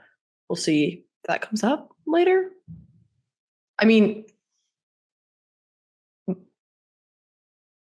mentioning somebody named Rob could potentially call into speculation who Birchmore was actually contacting, because earlier on in this hearing, he was mentioning other people named Rob that worked at the Stoughton Police Department, right? And so if in Sandra's text messages or Facebook or whatever she was contacting, it just said Rob, who's to say it's Devine? Now, of course, that situation would then be like, okay, well, it's Devine's phone number, right? Whose phone number is it? So I'm very interested in that line of questioning, what he's getting at, why we wouldn't just have the phone number of the individual and then be able to connect it to Devine or whichever Robert it may have been. Don't know. When you were answering questions under Cross, is it fair to say you read part of the IA investigation where there was a negative inference due to retirement of Mr. Devine? Yes, Have you heard the term resigned or retired in lieu of discipline? yes, I have. What does that mean? It is a term that is used by post to resign prior to any discipline from a department. So Mr. Devine retired prior to the IA conclusion, correct? Yes, And so he was not disciplined for the IA, is that correct? correct. Judge, this is a form of discipline. From the department, he was not disciplined, correct? In that context, He's not disciplined from the department. There was also talk on Cross about who the appointing authority is that fair to say? Yes, Now, at the time of the 2015 discipline, the town manager was who entered into an agreement with Mr. Devine, is that correct? yes, Were you the chief at that time? no. Who was? Paul Shasta? Do you know what his recommendation for Mr. Devine's discipline was? I believe it was termination, but I do not know that for a fact. Now, you've known Mr. Devine for over 20 years now, is that fair to say? Yes, When you address him personally, what do you call Rob? him? And you mentioned somebody named Robert Kuhn, who's also at the department, is that fair to say? Yes, What do you call him? Bobby? Do you ever call him Rob? I never do know. Can I ask that the witness be shown Division Exhibit 5? The base stamp is 738. And the fair to say,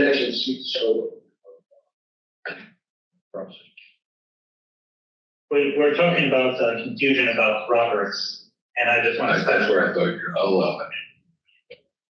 Can you see on the screen, Chief? Yes, Is it fair to say that this record states? Objection, Sir, I think. Judge, we've already stipulated this is in evidence. well, there's been lots of things that were documents referred to. You can have her read it and said, what's the question exactly? To your knowledge, was anyone else at the Stoughton Police Department named Robert admitted on that same date? Objection. I'm sorry. No, but to your knowledge, do you know whether anybody else? I do not know anybody else on that date. Nobody else named Robert, you're saying? Correct, Robert. And that date was before SP's death, is that correct? Yes, Now, you testified during Cross about Holmes disliking potential adultery, is that fair to say? yes, And that damaged the relationship personally between Devine and Holmes. yes. However, you testified on the direct that, to your knowledge, that did not impact them professionally, is that fair to say? I believe that as time went on and Rob was working at the department, that they had discussions and repaired things for their personal relationship. Can I ask now that the witness be directed to page 63 of Division's Exhibit 1? And can we go to the paragraph above the subheading second interview of Robert Devine? Find it very interesting that she kind of evaded that question and then answered in a very roundabout way, which, you know, my time working with or interviewing certain deception detection expert would say that there is a lot more to that story than is being alluded to or in her answer, and that maybe it did affect their personal relationship to a degree. Obviously, I cannot state that definitively, but the way that was answered, there's a lot more to that. And she was kind of beating around the bush there. Chief, beginning the paragraph of Devine's history, can you read that sentence?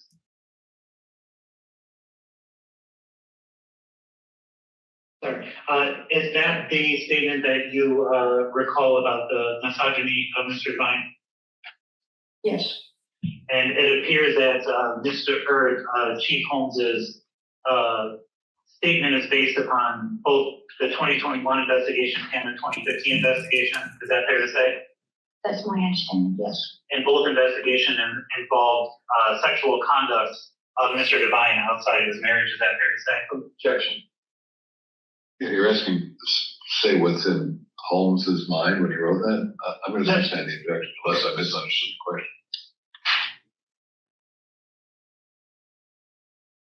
I asked what the statement in the report says Right. that the chief just read. Right. She acknowledged that's what it said, but you had a follow-up question. Yes, the question was based on that statement, or based on the wording of the statement, is that opinion based on the two cases? It's based on At this point, I think the document speaks for itself. You also testified about the change in the public records law. Is that fair to say? Yes, Is one of those changes that police misconduct records are no longer considered personnel records? yes. Now, in that agreement that you reviewed, I'm sorry to interrupt, because I didn't get this the first time. When did that law change? I believe it was part of police reform. I don't have a specific date, so I Approximately, do you remember? 2020. and can we now direct to page, I believe it's 633. Excuse me, 634. And specifically number 6. Can you read the first few words of that first sentence there? So in other words, to the extent permitted by law would include the public records laws, correct? Yes, There was some discussion during your cross-examination of records that you, and whether you have provided them to post, is that correct? yes, Should the post commission request any of those records, would you be able to provide them? yes. And to your knowledge, were all the records related to the IA investigation? Redirect. I understand, it overruled. To your knowledge, did the police department retain all the records relating to this internal affairs investigation? My knowledge, yes. Now, can we go to page 227? Actually, I have a question. Are you saying, Chief, that there are records relating to the internal affairs investigation that are not part of the report and the large exhibit attached to that report? I'm sorry, can you repeat that? Yes. Are you saying that there are records in the internal affairs investigation that we're talking about that were not included in the final report or the exhibits attached to it? I believe you asked me if I could, if there are the transcripts. I would ask the investigators to produce them. No, I'm asking, do you know if such records exist? Whether they be forms that you were questioned about or transcripts or anything else that were not included, that were either purposely or for some other reason not included in the investigative report and the large exhibit attached to it? I do not know if they exist. There. And as to the ones that you've been questioned about, that is the waivers and the other forms and the transcripts that you've been asked about, have you seen those anywhere along the way? I have not. Next question. Can we go to page 227 and look at the third full paragraph beginning, please? Can you read that, Chief? And this letter was sent to Mr. Devine after his retirement was effective. Is that correct? Yes, I believe so. Once he retired, can you order him to participate in an IA investigation? No, And during an IA investigation interview, is there an oath administered? yes, And is that just to officers or is it to civilian witnesses as well? we need to trust the officers. So a civilian witness isn't sworn in the same way to your knowledge? My knowledge, yes, that's right. And at that time, Mr. Devine was a civilian, correct? Yes, And then can we go to 223? And the second full paragraph, the last sentence, which paragraph, sir? the second full paragraph. And that's what Deputy Chief Holmes did with Mr. Devine, correct? That's my understanding, yes. Nothing further. Okay. And he responded timely. Devine responded timely to that request. Right? He did respond. He responded. Well, the request was due August 26th. He responded August 22, This would be the recross. 24. 24. Right? We looked at the post. Yes, So he responded timely. Now, we're talking about the public records law. How does the public records law change? public records law changed in that any discipline was no longer held confidential. How about any confidential agreements? How did it affect the confidential agreement in this case, in the 2015 case? On the advice of counsel, it was how we proceeded with the personnel file and the internal affairs. Do you know the law? The law says that it is no longer confidential. So you're saying that Discipline is no longer confidential. so you're saying that the confidential settlement agreement is no longer confidential. Objection asked and answered. This is a slightly different way of asking. You can answer that. Is that what you're saying? That's my understanding, yes. You've seen. I haven't read it recently. Now, you also testified that at some point you believe that Mr. Devine and Deputy Chief Holmes reconciled their differences. Yes, So you know that they had differences, didn't you? and you know that Brian didn't particularly care for Rob's actions with regards to the internal affairs investigation in 2015. And despite that bias, you continue to let Sergeant Detective Holmes oversee an investigation involving Mr. Devine. Objection asked to the form. She didn't say bias. Yeah, I'm glad he said that because he's really conflating there that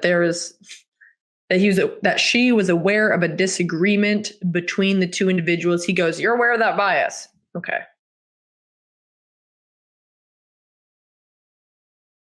It sustained us to the bias. You were trained that whenever a conflict of interest arises in an investigation, the officer must remove himself from that investigation. Is that correct? Yes, And when you realize, would you suggest that Officer Holmes, Sergeant Detective Holmes's feelings about Mr. Devine, the 2015 investigation, created a conflict of interest? my understanding was that there was no conflict of interest, that Brian Holmes, Deputy Chief Brian Holmes, had advocated for Rob at times in the department to participate in OASIS, to get involved in firearms licensing. They communicated and there was no concern with regards to them,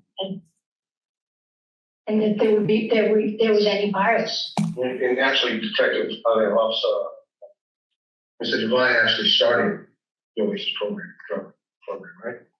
Okay, so yeah, this kind of circles back to what I said earlier in this hearing, where the division attorney was highlighting that Holmes encouraged McNamara to allow Devine to get back involved in the Oasis program after he had the 2015 incident. And so she's trying to essentially touch on that and being like, there's no conflict of interest.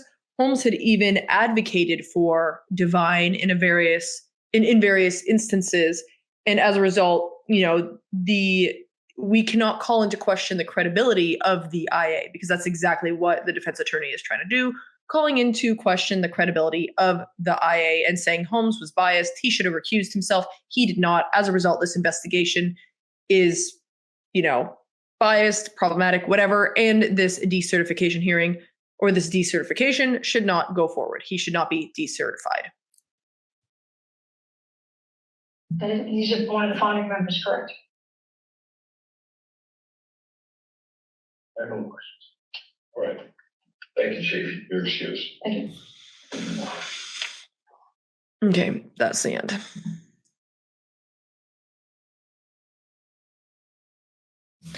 Okay, so a lot happened there. I'm going to go over, again, the big hitters in a following kind of brief where I talk about part one, the big things that we discuss here, what we saw, what's going on. In essence, though, what's happening right now is that the defense is trying to argue that the IA, the investigation, has been tainted to some degree, specifically under Holmes, because Holmes is biased against or was biased against Devine. As a result, since that investigation is tainted, problematic, there was bias, all of that, the decertification should not go forward because the decertification is based on that report, correct? Or that investigation. And of course, the division's attorney is trying to point out that there was no bias, there was no conflict of interest, this investigation was done properly, and as a result, the decertification should be issued. He should be decertified as a result. And of course, McNamara is also believing that there's no conflict of interest because this was done under her authority. And so she's not going to want to admit that, yeah, there was a problem here, even if there was. And I'm not saying there was. Obviously, that's an allegation that there was an issue here, that there's some kind of bias.